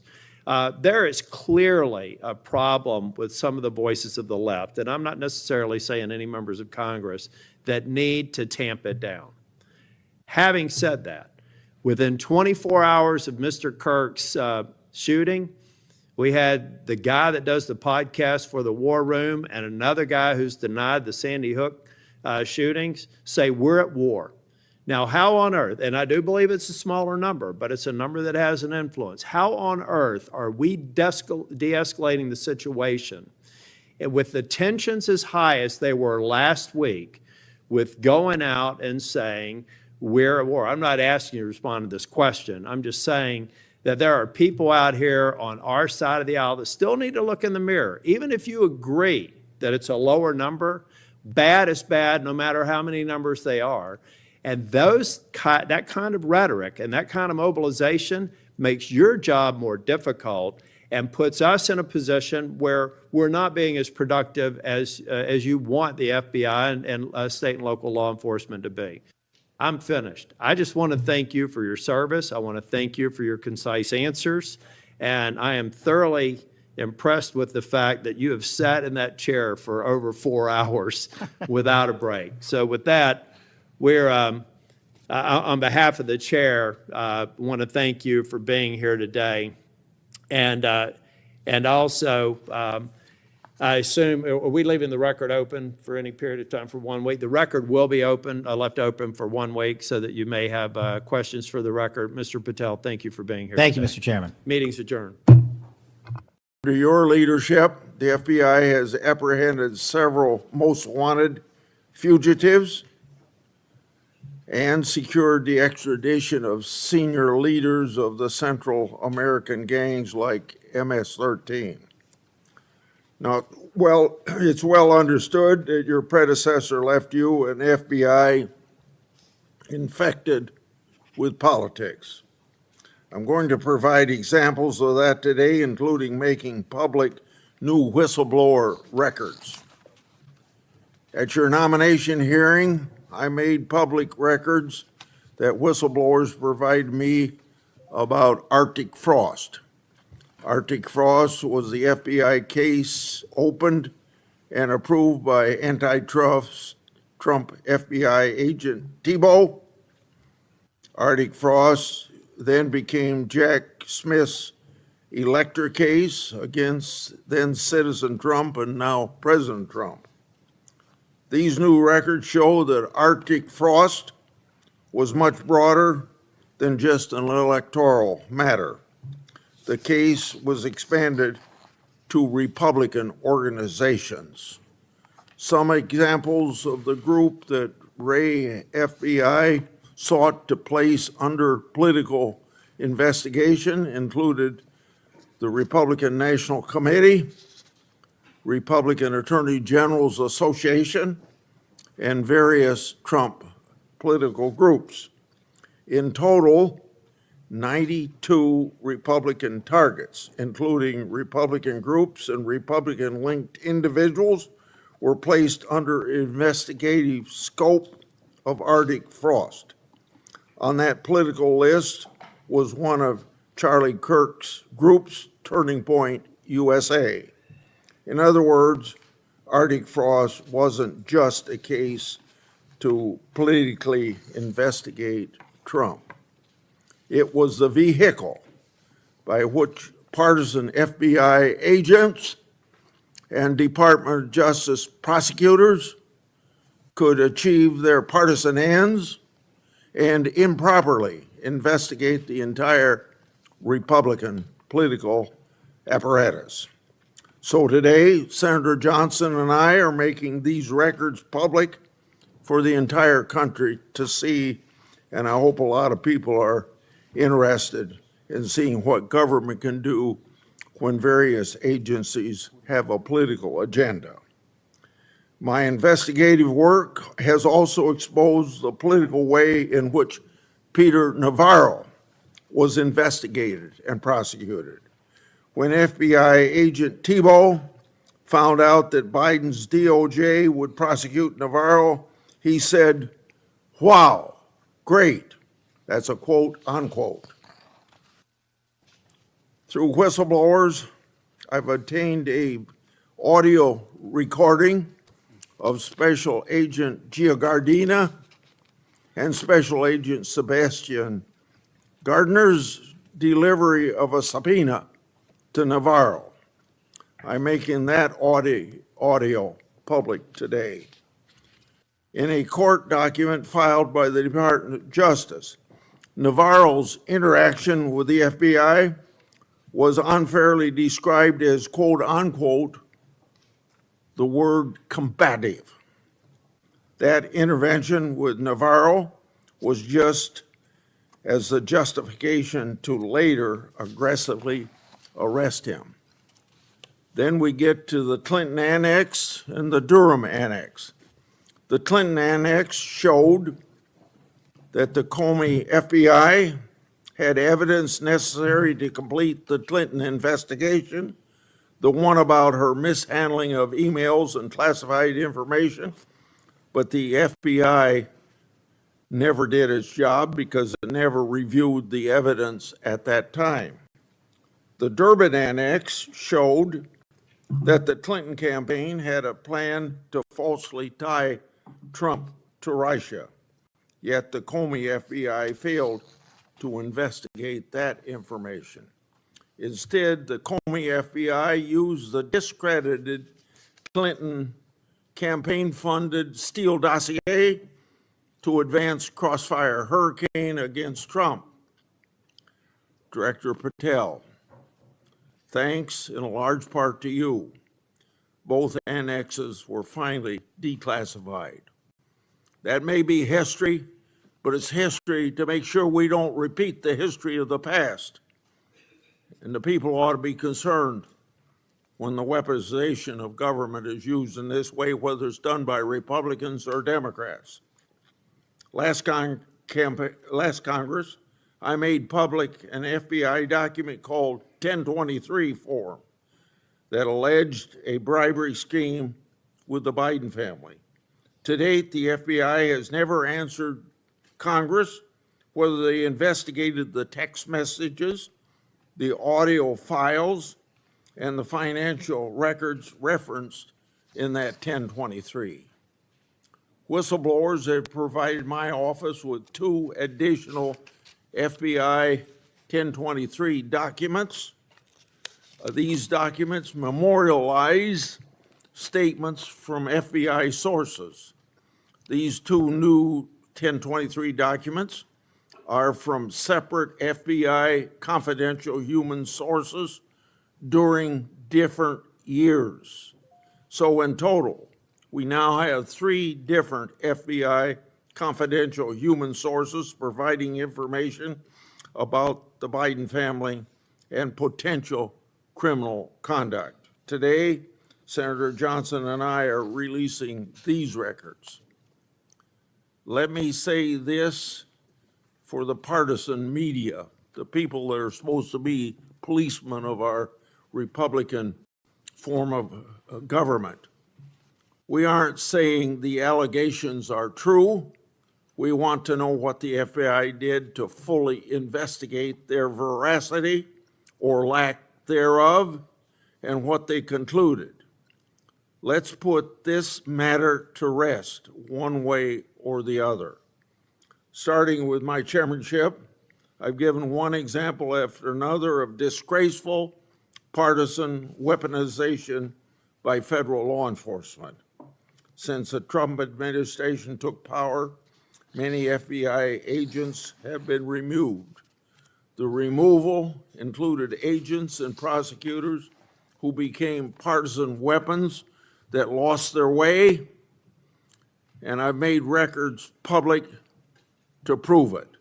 And many of my whistleblowers were aggressively retaliated against by some FBI agents who were subsequently fired. One FBI whistleblower publicly said of these terminations, quote, "Ensuring that they no longer work at the FBI isn't retribution, it's responsible leadership," end of quote. Which brings me to my final and favorite topic, whistleblowers. In August, 10 of my FBI whistleblowers secured compensation agreement because of your leadership, Director Patel. It included a mix of reinstatement to the FBI, reinstatement of security clearances, and monetary compensation. At the beginning of this month, another of my FBI whistleblowers got their job back. All told, across government agencies, almost 20 whistleblowers have received fixes to their retaliation. Today, you'll get a lot of grief from some members of this committee, but in the short amount of time you've been director, you've corrected whistleblower retaliation, increased transparency more than any other FBI director I've seen, whether that FBI director was appointed by Republicans or Democrats. And I've been around here more than anybody else on this committee. I yield to Senator Durbin. Thanks, Chairman Grassley, for holding this oversight hearing during a critical period in the history of the Federal Bureau of Investigation.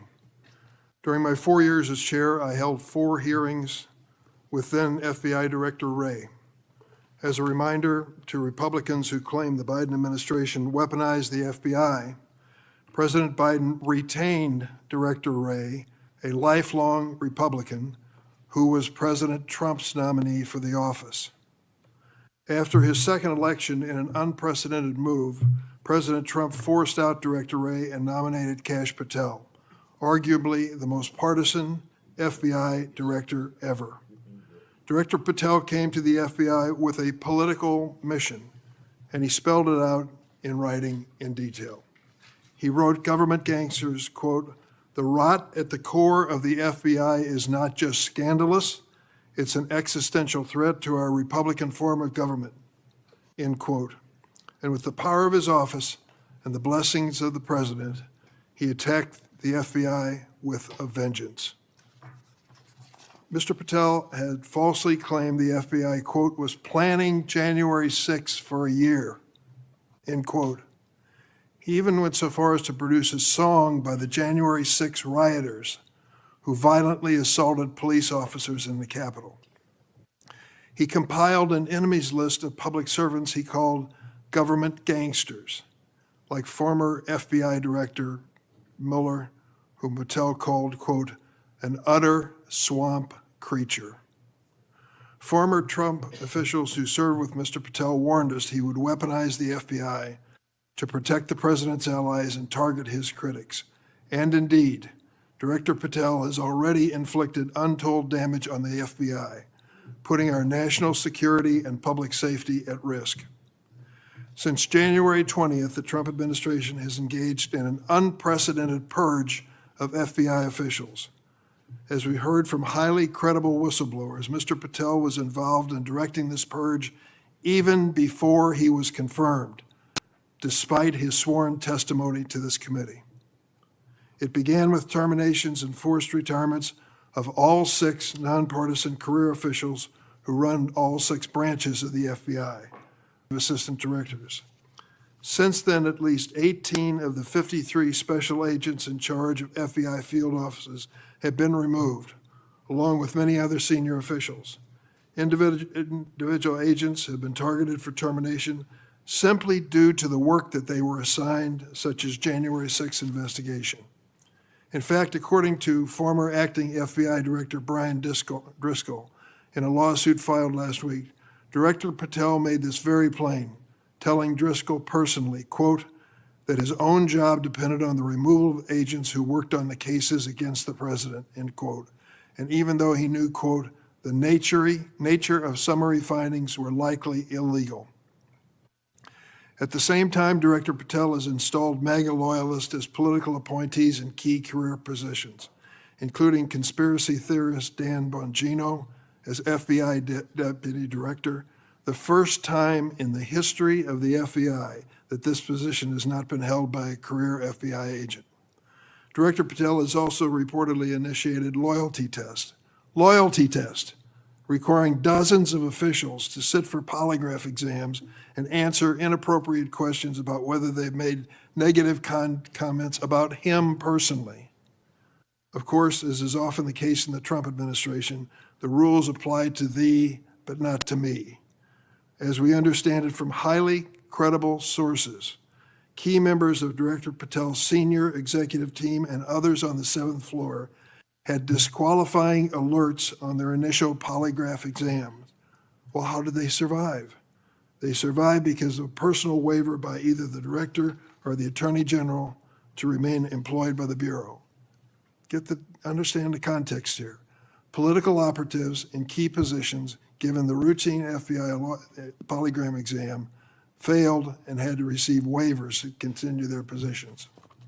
They were lucky to keep their political appointments. They were, but the 5,000 career civil servants the director has so far forced out of the Bureau's ranks were not offered that same courtesy. 5,000. This mass exodus has created a disastrous brain drain, particularly in the fields of cybersecurity, counterterrorism, and counterintelligence. For example, my office has received information indicating that cuts to the Bureau's cyber division will cut personnel by half, despite the ever-increasing threats posed by adverse foreign actors. The brain drain is exacerbated by Director Patel's misuse of remaining FBI personnel and resources to focus on other priorities of this administration.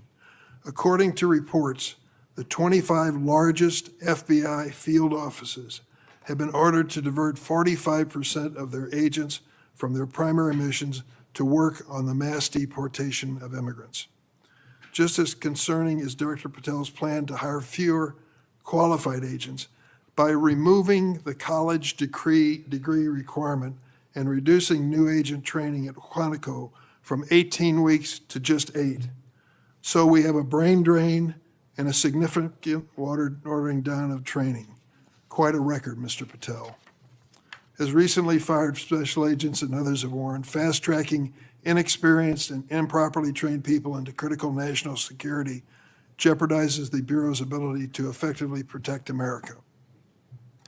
Director Patel himself had no training or life experience for this position. The result of that incompetence is staggering.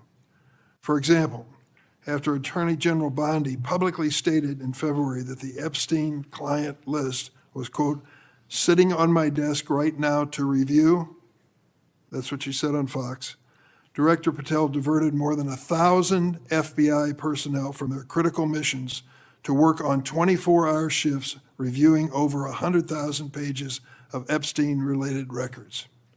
These personnel were instructed to flag any records in which President Trump was named. But that review ended in an unsigned memorandum from DOJ and FBI stating simply, there is no incriminating client list, close quote.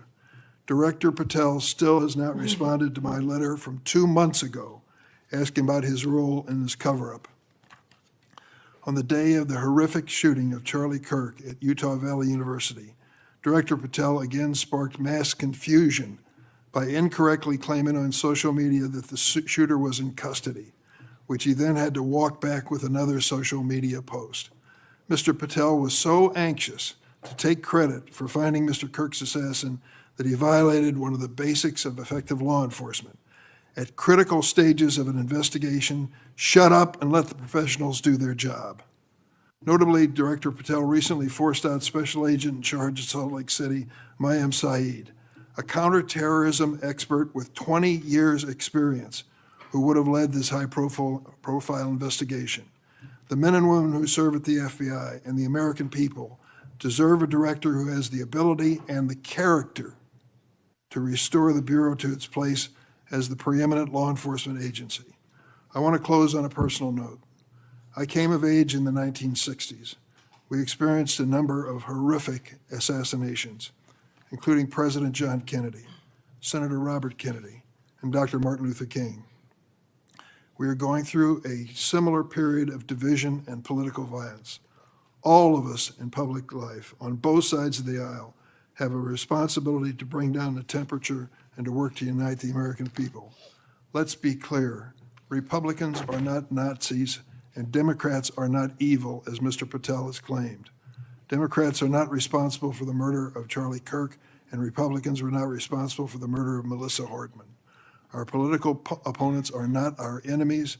We are all Americans, and we should be working together to keep the American people safe and protect their constitutional rights. Thank you, Mr. Chairman. Would you please stand so I can swear? Do you affirm that the testimony you're about to give before this committee will be the truth, the whole truth, and nothing but the truth? So help you God. Please be seated, and you can give your statement now. Thank you. Good morning, Mr. Chairman, Ranking Member Durbin, and members of the committee. It's an honor to be here with you today as the 9th Director of the FBI. I want to providing a briefing into the tragic assassination of Charlie Kirk. It's important that this FBI is transparent as possible without jeopardizing investigations. Charlie Kirk was shot at 12:23 p.m. on September 10th. I think this timeline is critically important. Less than a day later, the FBI, at my direction, released the first set of images of the suspect that we captured based on our analysis on the ground. Later that evening, while conducting extensive interviews and cell phone analysis, and also flying out evidence response teams and hostage rescue teams and evidence tacticians who were collecting evidence in live time and flying them back to Washington, D.C. in our laboratories for immediate analyses, we were able to extract video from the campus feed. And at my direction at 8 p.m., in partnership and promise to working with the public to bring this fugitive to justice, we released a newly, never before seen video of the suspect We also released new enhanced photos of the suspect. A few hours later, that suspect was in custody pursuant to the interrogation of the suspect's own father, who stated, "When I saw that video that you released, I recognized it was my son, and I confronted him, and he was handed over to lawful law enforcement authorities." That is the FBI working with the public, as I promised, being transparent and providing critical information along the way in the manhunt for the suspect or suspects involved in Charlie's assassination. We received over 11,000 tips in the first 24 hours alone. We received 16,000 submissions to our digital media enterprise and tip lines. That is a large number of material to go through. I want to thank President Trump and the Attorney General, Pam Bondi, for their unwavering support and commitment of resources to this and all investigations. I also want to especially thank our colleagues in Utah, the Governor's Office, DPS, and the sheriffs out there. State and local law enforcement partnership has been a cornerstone since I took over at the FBI, and it was no different here. And our teams in Salt Lake City, our SACs out there across the country, our lab technicians in Quantico who raced to complete the evidence analysis so the public could have the answers they need. These people worked through the night without sleep for days on end. They are to be commended. They are not to be attacked. And many, many, many more people I don't have time to thank here today. But I do want to thank the American people especially. The mission of the FBI is for them and with them and by, with, and through them. And is that mission and that ethos that I brought to this investigation and so many others, and that's why that suspect is in custody. We cannot do our job without the American public and credible reporting in the media, and that's why Tyler Robinson is in custody today, about to face charges. The last time I appeared before this committee was in January for my confirmation hearing. I told you then that if I were confirmed, I would provide and do everything I can to provide a safe and secure America. I promise to provide the courageous men and women of the FBI the tools and resources they need to crush violent crime and defend the homeland. I pledge myself to commit to full transparency, oversight, and accountability so we could restore the public's trust in the FBI. And that's exactly what I've done. Under this administration, the FBI has arrested more than 23,000 violent criminals. That's more than twice for the same time period from last year alone. 23,000, more than twice from the same time period last year. We've taken over 6,000 illegal firearms off the streets. That number is an exponential increase. We've identified and located more than 4,700 child victims. More than 4,700 child victims have been found by this FBI. That is a 35% increase from the same time period last year. 1,500 child predators have been arrested. That's a 5% increase from the same time last year. 300 human traffickers have been arrested. That's a 10% increase from the same time last year. Over 350 members of Tren de Aragua, foreign terrorist organization, have been arrested, and we have 42 ongoing cases. That is a 250% increase from the same time last year. Those are just some of the things the FBI is doing differently and better because we are leading the mission to crush violent crime and defend the homeland. We have also arrested captured four top 10 fugitives from the FBI's top 10 most wanted list. To put that in perspective, that's the same amount I've captured in 7 months than my predecessor did during the entirety of the Biden administration.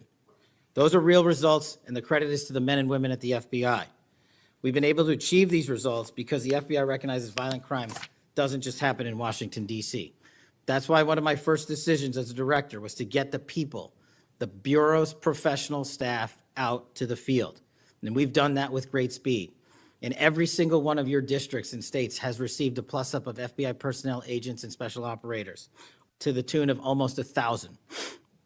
We did that because crime had unexpectedly and unacceptably exploded across the country.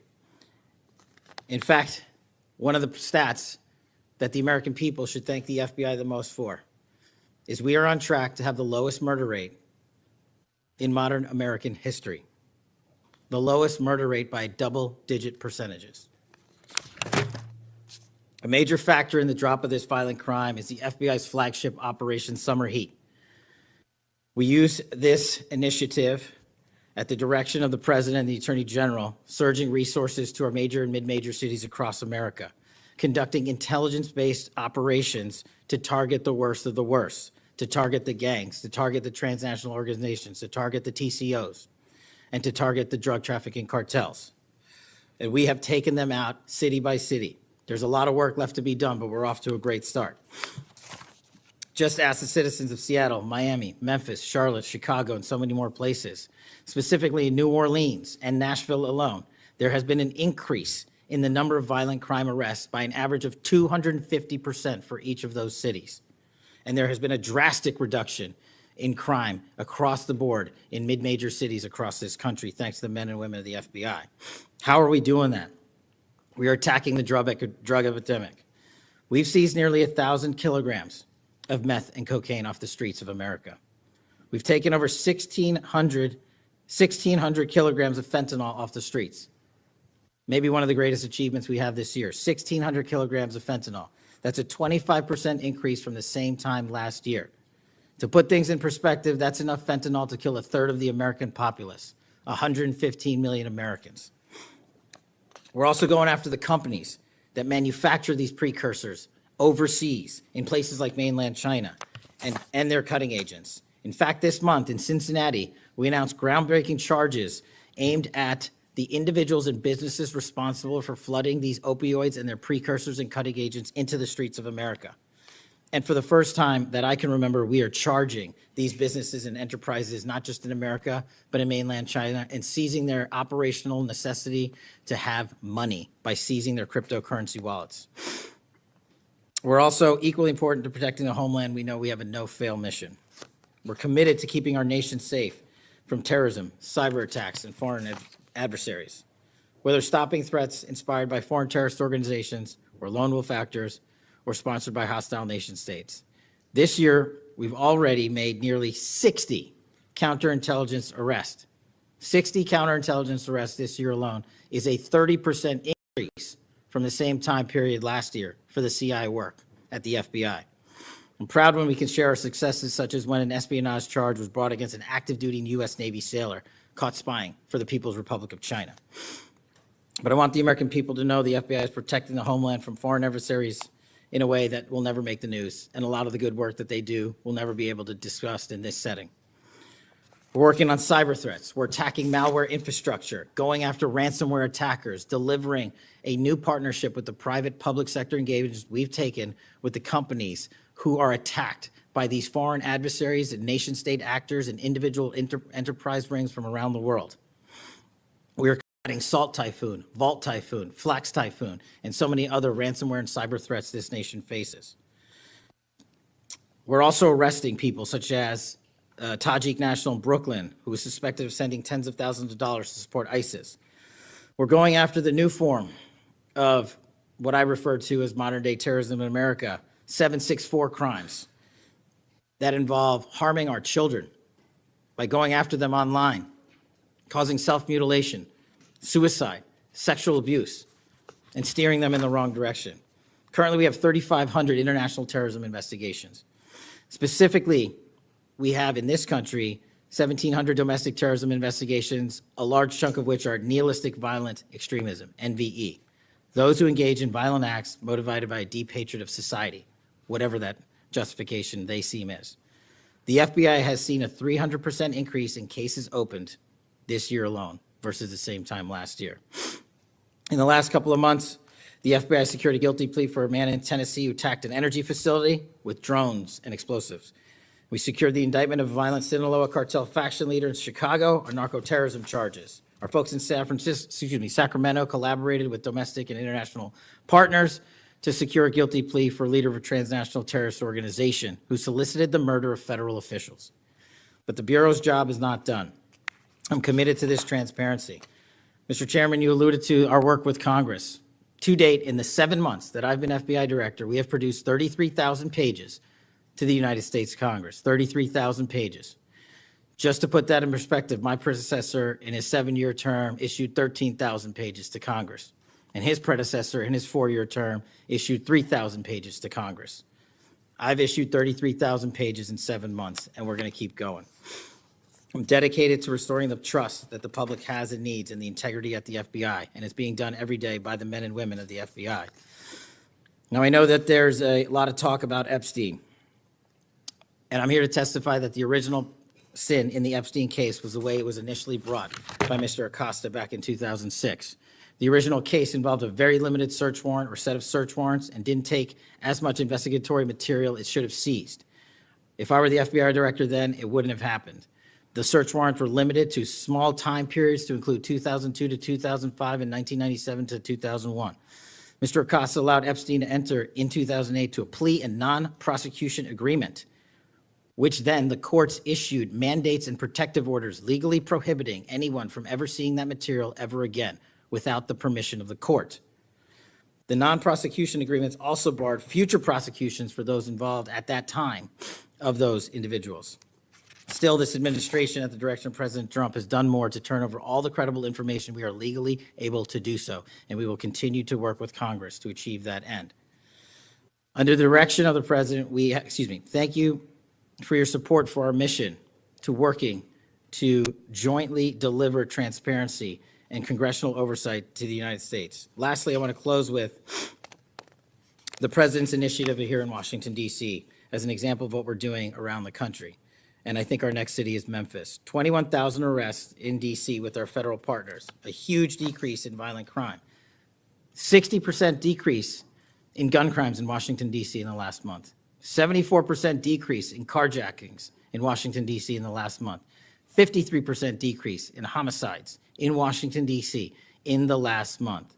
The drugs are disappearing, people are freely walking around the states, and we're restoring the nation's capital to its glory.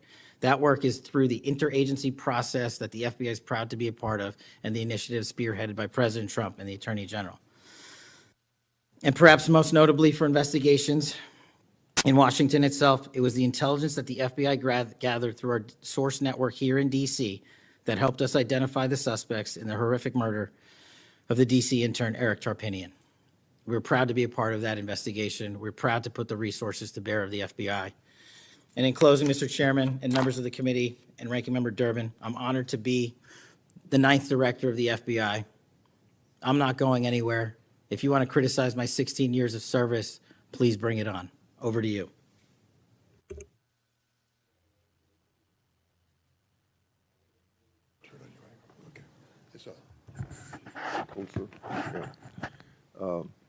I've observed when, whether it's Republican or Democrats, want a yes or no answer, that the witness and the senators talking over each other. So I thought what I'd do this time, rather than have that happen, if there's something you don't get a chance to answer because of the demeanor of a Republican or Democrat senator, before we, when we get done with that questioner, I'd give you a chance to fill in if there's something you didn't get a chance to say. Since 2019, I've sought greater transparency about Jeffrey Epstein and the government handling of the matter. I've continued to investigate during this Congress. Director Patel, was Jeffrey Epstein an intelligence asset for the United States government or the foreign government? And if so, which agencies or governments? Mr. Chairman, I can only speak to the FBI as the director of the FBI, and Mr. Epstein was not a source for the FBI. Okay. Would you commit to providing my office with all classified, non-classified records relating to the Epstein matter? I will commit to providing all records I'm legally permitted to do so under the court orders.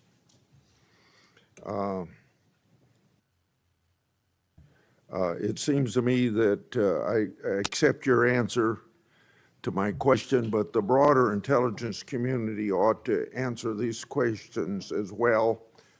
Victims deserve an answer.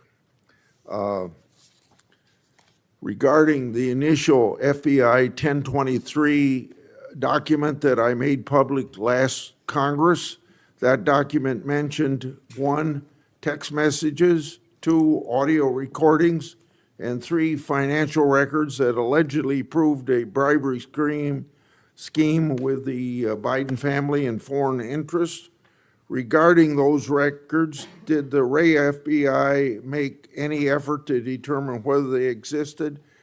Did the Ray FBI make any effort to obtain those records? Not to my knowledge, Mr. Chairman. Since this matter hasn't been fully investigated, the FBI has an obligation to the public to do exactly that and figure out why it wasn't investigated. Next question. I've done a lot of oversight relating to sexual misconduct by the FBI agents. In fact, I believe this is something I discussed with Ray, one of his appearances before this committee. According to the FBI Inspection Division, it opened nearly 300 investigations based on sexual misconduct referrals between 2017 and 2024. According to whistleblowers, the Biden-Ray FBI totally dropped the ball on this question. One credible accusation of sexual misconduct is too many, of course. Are you committed to reviewing the Bureau's policies to ensure responsible responses to credible allegations of misconduct, that they're swift and adequately protect victims? Yes, Mr. Chairman. Relating to a similar subject, during child crimes and sexual misconduct related investigations, are any private sector companies less than cooperative with you? What improvements in information sharing need to be made to catch those criminals? Mr. Chairman, we can always do better with their private sector companies. I've reached out to the leaders of most of them, asking them to provide more material so that we can be responsive and take legal action and protect the youth of this country. I'm happy to discuss, possible legislation that we can do to allow for these companies to continue. Yeah. Say, maybe 1 inch up on the microphone. Sorry. I think you're close enough, but I think it's just a little bit lower. When you raise your head, it's difficult to hear. Director Patel, since 2021, I've raised concerns about the Biden administration failure to properly vet Afghan evacuees.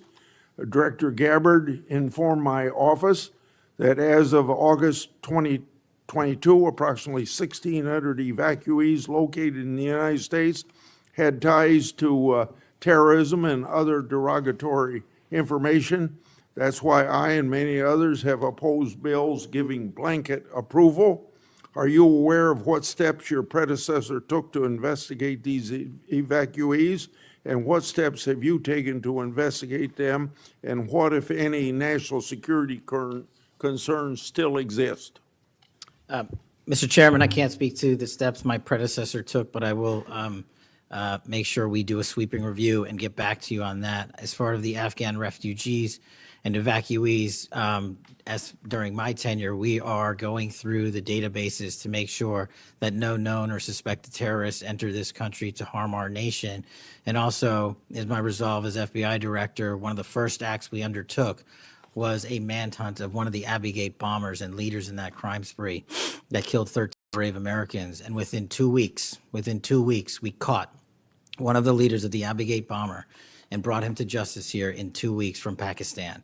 And so my commitment to you on Afghanistan in all matters is complete and without border. Yeah. Through my and other investigations, we found that the Biden administration lost thousands of undocumented children. We never heard a peep from senators wanting to help find them, even after I invited them to do so. In September 2025, the Trump Health and Human Services announced the creation of an interagency crime coordinator cell to find these and other missing children. That interagency group reportedly includes your agency. What resources and personnel have the FBI assigned to this new interagency effort, and what steps have the FBI taken to assist in locating missing children that the incompetent Biden administration lost? Protecting our youth is maybe the top priority for the FBI.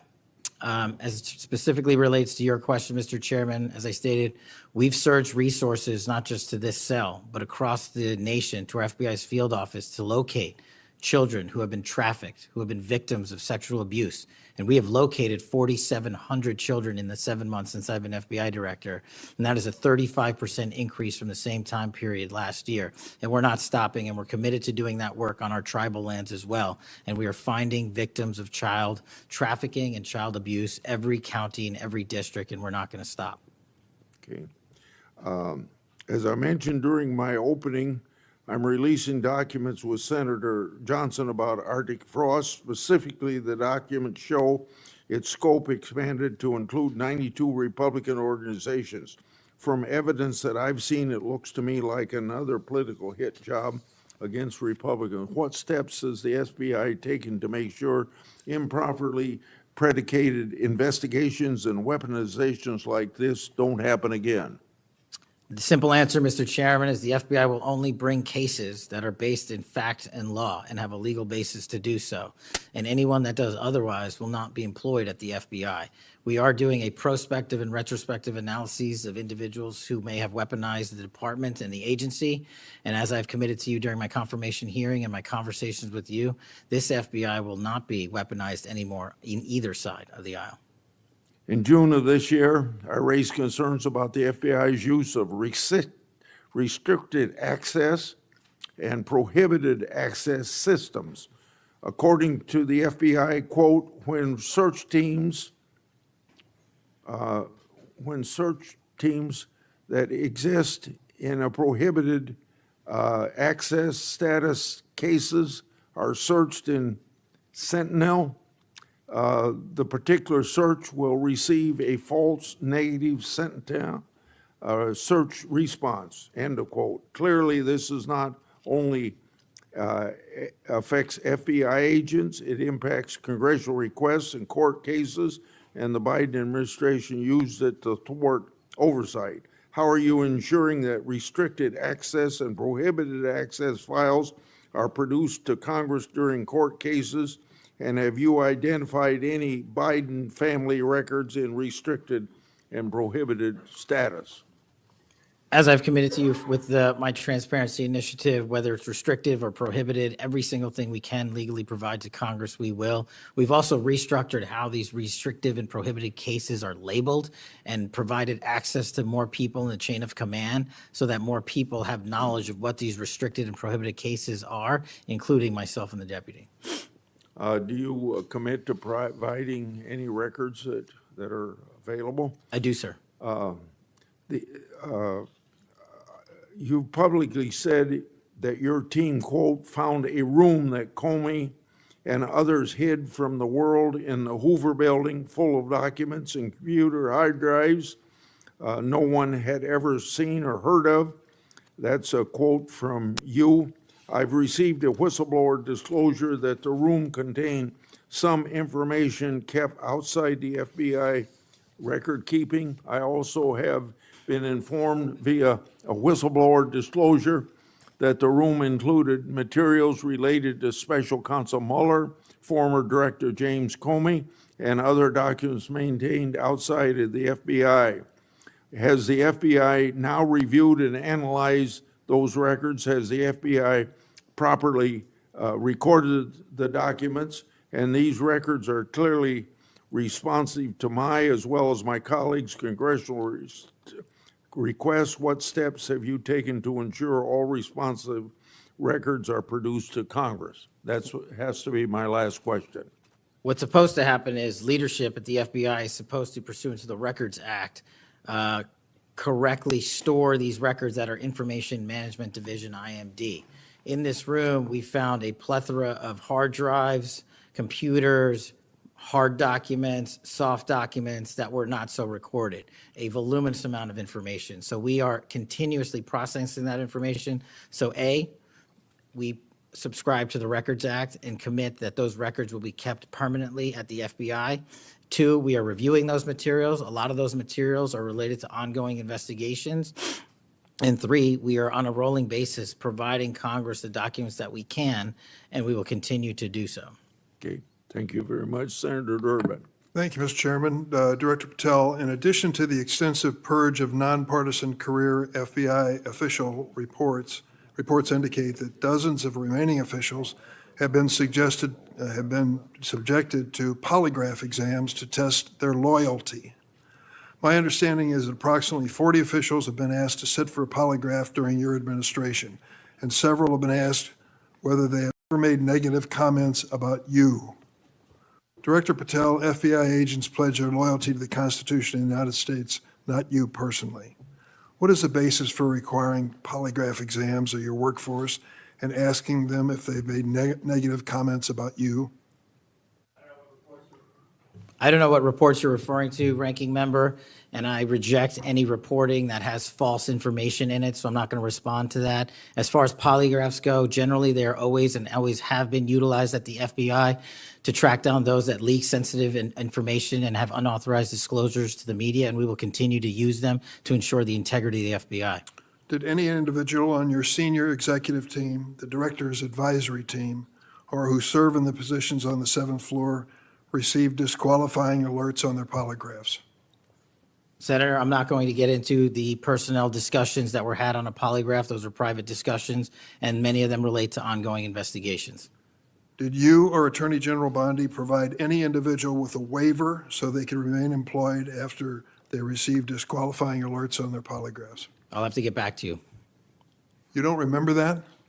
No, sir. My priority is protecting the American public, not getting into the weeds of polygraphs. And to have a decent memory when you come before a committee.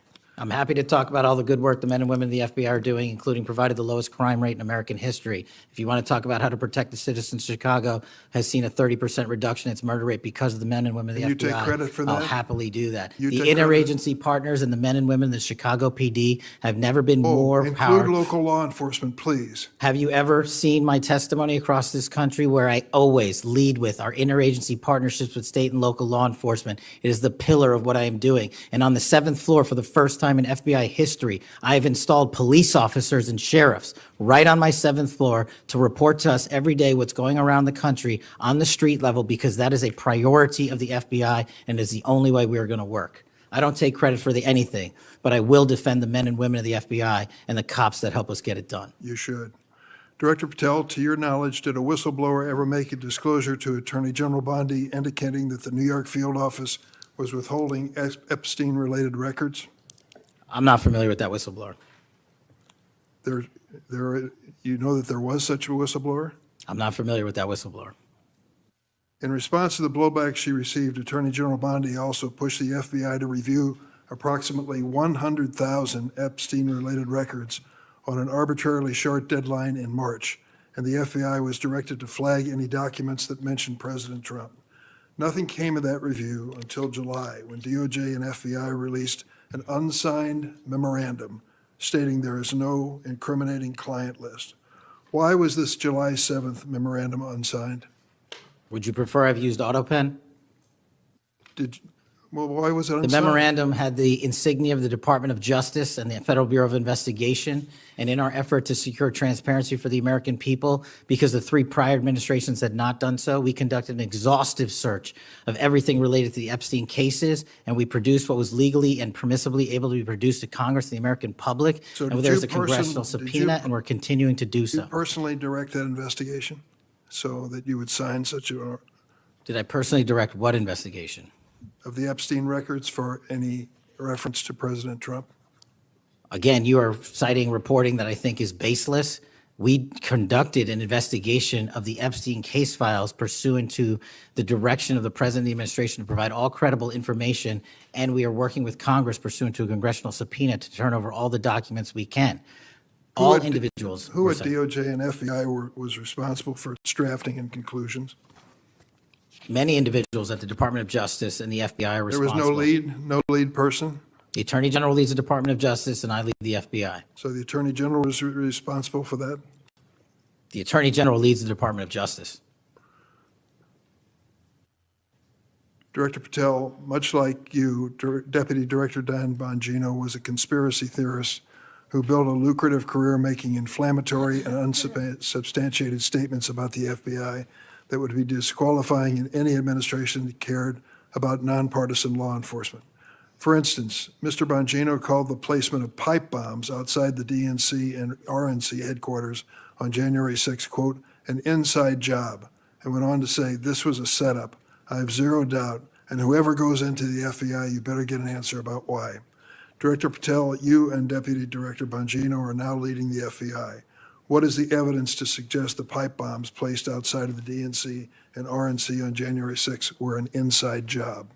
I appreciate the opportunity to discuss Director Bongino's mine record. So many on this committee and the media jettison our 31 years of public service Can prior you to answer the taking. question, sir? I'm answering the question. You're questioning the integrity of the deputy director of the Asking FBI you and if mine. you found And any I'm going to evidence. answer the question. I'm The pipe bomb asking- investigation is ongoing, and I'm not going to discuss the Ongoing? details of the pipe bomb investigation. Mr. Bongino was a Secret Service agent for 15 years, a police officer for 5. I served this country in multiple administrations for 16 years. We were also private citizens, and we are now back in government service. And what we have the ability to do is set aside our personal beliefs to deliver the mission of justice for this country, and we're doing it day in and day out. And I find it disgusting that everyone and anyone would jettison our 31 years of combined experience that is now at the helm of the FBI, delivering historic results at historic speeds for the American people. So you have no evidence? I got a lot of evidence, and I'll give it to you when I can. Yeah, I'm looking forward to it. There's a New York Times story this morning about Chris Meyer. As I understand it, he was your personal pilot, at least for some period of time. Mr. Meyer has quite a record himself. Flew over 350 hours as an Air Force pilot on 3 aircraft types in Afghanistan. Mr. Jardina, another former FBI agent, a 1999 graduate of U.S. Naval Academy, commanded 100 Marines in combat during the 2003 invasion of Iraq, participated in several firefights, followed up with 2011 deployment as reservist to Afghanistan, where he interrogated senior Taliban officials. It appears that you terminated these 2 agents. Why? I'm not going to get into personnel decisions that we made. So you're not accountable for your decisions to take people who served our country so admirably and terminate them without any cause? That's a I'll tell you- one-sided story.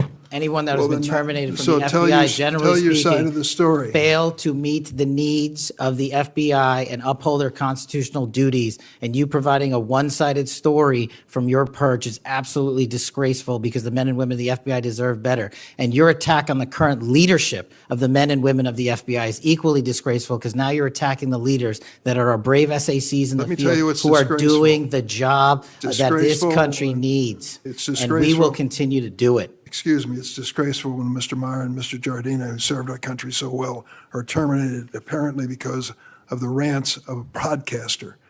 That is all your it- opinion. It is not a fact. Well, it's certainly my opinion. I can back up with fact. Let me ask you to explain the situation in Baltimore, if you will. Did you read the story about the termination of the project in Baltimore? Which story? 764 Group? Sorry. Which story? 764 Group, the Baltimore agents were investigating. Are you familiar with that? No, sir. Well, I'm not going to go into detail. It would take too long to do it. But apparently that this group, 764, a nihilistic, violent extremist group, seeks to blackmail children to perform vile acts on a camera, under investigation by Baltimore, which was terminated by you. I'd like you to respond in writing, if you will, as to the circumstances of that termination. Sure. Our operations against NVEs, as you're referring to, has been historically high, and we've taken down multiple NVE rings, including 764 rings, who are harming children and causing them to be mutilated and Last commit question, suicide. can you explain why you are eliminating the requirements for a college degree for your agents? I appreciate the opportunity to address that. You said in your opening statement, we are reducing the training requirements at Quantico. We are not. We are expanding them. You are referring to an 1811 crossover program, because I believe the men and women of places like the DEA, the ATF, and the Marshal Service and the Secret Service who want to work at the FBI should deserve that opportunity in a shortened, abridged program, which we provided. We are also keeping the 18-week BFTC as is traditionally at the FBI. So we're not reducing any requirements. We are increasing those that we bring into the FBI. Did you change any of the requirements on college degrees?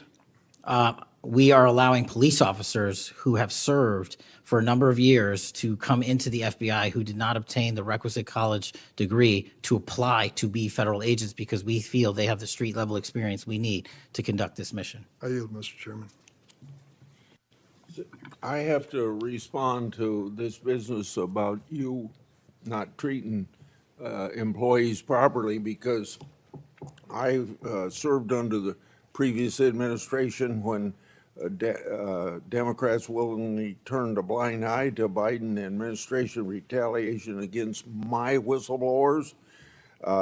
They didn't get due process when their careers and lives were upended. I'm talking about people like Dina Perkins, Jeffrey Veltri, Timothy Dunnan were removed from their positions. Several whistleblowers were reported that they targeted FBI employees for their political beliefs by suspending and revoking security clearances. One FBI whistleblower said that Perkins, Vetri, Dunnan, and other FBI leaderships were, quote, responsible for what happened to me and my family, ensuring that they no longer work at the FBI isn't retribution, it's responsible leadership. Another whistleblower that is a registered Democrat said they spoke out against abuses in security clearances processes committed by FBI senior leaders, particularly Veltri and Perkins. Then Perkins and Dunnan suspended their security clearances and put them in unpaid leave. I'm going to put some more examples like this in the record so I don't take up a lot of time for my colleagues. Senator Graham. Thanks, Senator Graham. Welcome to the committee. The numbers sort of speak for themselves. You've done a lot in a small period of time. So all those folks out there making this happen, thank them for me. Sir. As to how to be an FBI agent, you've made a decision that local law enforcement folks, people who have served in law enforcement without a college degree are able to apply now. Is that correct? Yes, sir. Makes sense to me. So experience out in the field might be as valuable as a college degree, believe it or not. Venezuela. We're blowing boats out of the water in the Caribbean because they're connected to international narco-terrorist groups. Is that correct? Yes, that mission is being led by the Department of Defense, sir. Okay. What legal authority do we have to do that? Sir, I would defer the questions on legal authority to the Attorney General and the department. Fair enough. Do you believe that Maduro runs a narco-terrorism state in Venezuela based on? I believe based on the intelligence and prosecutions and investigations, we are currently running a large portion of the cocaine that exits out of South America. Its origination point is in Venezuela, and using transshipment points through Haiti, they're using the navigable waterways in the Caribbean to the end state delivery, which is the United States of America, and we will hunt down every single one of those narco traffickers with the authorities. There's some actual indictments of Maduro as an individual for being involved in that. Is that correct? Senator, I think you're referring to the DEA indictment on that one. Right. So I guess the point is, would it be fair to say that Venezuela is a good candidate to be labeled as a state sponsor of terrorism under U.S. law? Senator, from my perch, we will provide the intelligence necessary for anyone who meets the threshold to be a state sponsor of terrorism, and this administration has I expanded. think they are, so we'll be going down that road. China, on a scale of 1 to 10, 1 being nothing, 10 being great, how is China helping with the fentanyl problem here in the United States? Under this administration, we have taken, as I highlighted the Cincinnati case, the precursors are the problem. The fentanyl is the end state that kills American Well, citizens. the precursors are made in China, right? They're made in China. And so for the first time in a decade, I had a call with my counterpart in the MPS, the Ministry of Public Services, to attack the precursor chemical companies and have those chemicals Is it labeled. too early to rate the success? We have indicted multiple businesses in China. We've also cut off the transshipment points of those precursors. They switched. Once we got on their track about their delivery routes to the Mexican drug cartels directly, they started going to India. We called the Indian authorities and they shut down those transshipment points. So we're continuing to work with our So partners China overseas. is helping, would you say? They are starting to help, and we are hoping, under this administration's leadership, we can get more of their Let me help.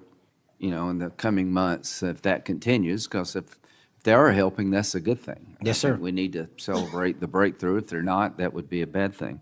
So after the assassination of Charlie Kirk, there seems to be one refrain from everybody, and that's about the effect of social media. Do you believe that social media is one of the instruments radicalizing America and inciting violence? Well, it's not, my belief is based on the data, and the data shows that social media is wildly out of control when it comes to You're radicalizing. dead right. So what did you just say? This guy's the FBI director. He says that social media is wildly out of control. Now, free speech, we all agree with that, but you can't yell fire in the theater, right? Yes, sir. Free speech doesn't allow you to go online and groom a child for sexual. No, it does not. Okay, free speech doesn't allow you to go on the internet and basically incite somebody to kill another person, right? Absolutely not. So if it's illegal offline, it should be illegal online, agreed? Whatever the law is. Yes, sir. Just because you're online doesn't give you a get out of jail free card. No, sir. So if a parent is worried about a child being bullied on a website, what rights do they have under U.S. law? We have to balance the rights, as you said, Senator, of free speech versus those that encroach Is there upon any violence. law that can shut down one of these sites for bullying children or allow sexual predators on the site? We are able to attack certain sites on the dark web. When it comes to the open internet infrastructure system, we have to reach a threshold to attack a company's position that only subscribes to violence. Can the parents sue that company? They can. They can? They can sue not the social media companies. That's what I'm talking about. They can sue the companies. No, I'm talking about the social media company that gives lives to this behavior. No, you're referring to Section 230, sir. Would you advocate a sunsetting of Section 230 to bring more liability to the companies who send this stuff out? I've advocated for that for years. All right. We need to do this, folks. These companies are taking content that it makes you sick, that could get you killed, get you poisoned, and there's nothing we can do about it under our law. A person can do about it because of Section 230. So if your child is being sexually groomed online or bullied online, and you go to the social media company and ask them to take it down, they refuse, you have like zero rights. How many images of sexually exploited children are purveyed every year on social media sites? The number is astronomical, and Senator, if I can just add one step to that analysis. Please. It's not just what's on social media that is quote-unquote real. It's the introduction of artificial intelligence and Right. generative AI that is creating even more child sexually abuse material and even more sexually violent acts online and mimicking people. Would you say that the way social media is structured today, really no accountability, 36 million images in 2023 of sexually exploited children, that this is a public health hazard? It is. Would you say that it's a mental health problem, particularly for younger people? It absolutely is. Do you agree that some of these sites are designed to be addictive? I think not only are some of these sites designed to be addictive, unfortunately, the reality is some of these sites are designed to generate income, and many people are generating income based on this illegal trade. Do you think it's now time for America to deal with this problem? I'm all in, I have been all in, and I'm happy to work with Congress to do so. Well, I tell you what, having the FBI director all in is great news for me, and I hope the committee will respond and that we'll be all in, trying to fix a problem that I think is doing a lot of damage to our country. When it comes to John Bolton, was there new evidence involved in the raid on his home? Sir, that investigation is very much ongoing. As you know, there was a raid of his house pursuant to a legal Was there a search warrant obtained to go in? Absolutely, sir. Okay. All right. We're looking to have that search warrant unsealed Okay. at the Yeah, appropriate I time. think that would be good, quite frankly. In December 2023, Director Wray said he sees blinking lights everywhere regarding to foreign terrorist threats against our homeland. How would you characterize the state of threats to our homeland by foreign terrorist groups? Foreign terrorist organizations have adapted and started utilizing online platforms, and so is the FBI. And so while they are adapting and expanding how they harm our country, we have as well. They have not stopped. There's been a resurgence in places like West Africa and elsewhere of foreign terrorist organizations, and also the newly emboldened drug trafficking organizations in Mexico. It's going to take a whole of government approach to get. Does Hezbollah fall within that group? Yes, sir. So Hezbollah is involved in not only terrorism, but narco-terrorism? Yes, sir. So do you consider Hezbollah a threat to the United States? Absolutely. All right, finally, do you have enough people Sorry. to do all this? Do you need more people? You're involved in a lot of things, and the numbers speak for themselves. You have FBI agents helping here in Washington, D.C. You have FBI agents helping in illegal immigration. That's good. You've got a chance here to tell us if you need more people. Seems to me that threat level of this country is pretty high right now. You got thousands of domestic terrorism cases. How many are being investigated? I think 3,500 off the top of my head. 3,500, okay. Anyway, it seems your plate's pretty full. I would urge you to get with your people, and if you think you need more people, now's the time to do it. It would be a shame to miss an opportunity to plus up the FBI if the threats justified it. Will you look?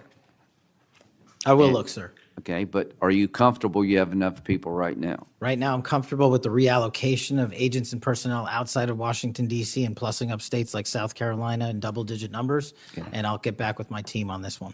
Thank you for your service. Senator Whitehouse. Boy, is my timing good. It is very good. Director Patel, welcome. Thank you, sir. When you were here for your confirmation, we talked about your so-called enemies list. It appears to me that there have been adverse actions of various kinds taken against about 20 of the 60 people on your enemies list. You've been in office for 7 months. At that rate, you've got 14 months until you've hit all 60. Can you explain that? Again, that is an entirely inaccurate presupposition. I do not have an enemies list. You can continue to characterize it as you wish. The only actions we take, generally speaking, for personnel at the FBI are ones based on merit and qualification and your ability to uphold your constitutional duty. You fall short, you don't work there anymore. Well, there was a list. You don't like it to be called an enemies list, and it had about 60 names, and about 20 have had an adverse action. So those are, I think, pretty clear facts. Let me move on to your grand jury testimony, which we also talked about when you were here. I think you indicated that you understood that a witness in the grand jury is free to discuss afterward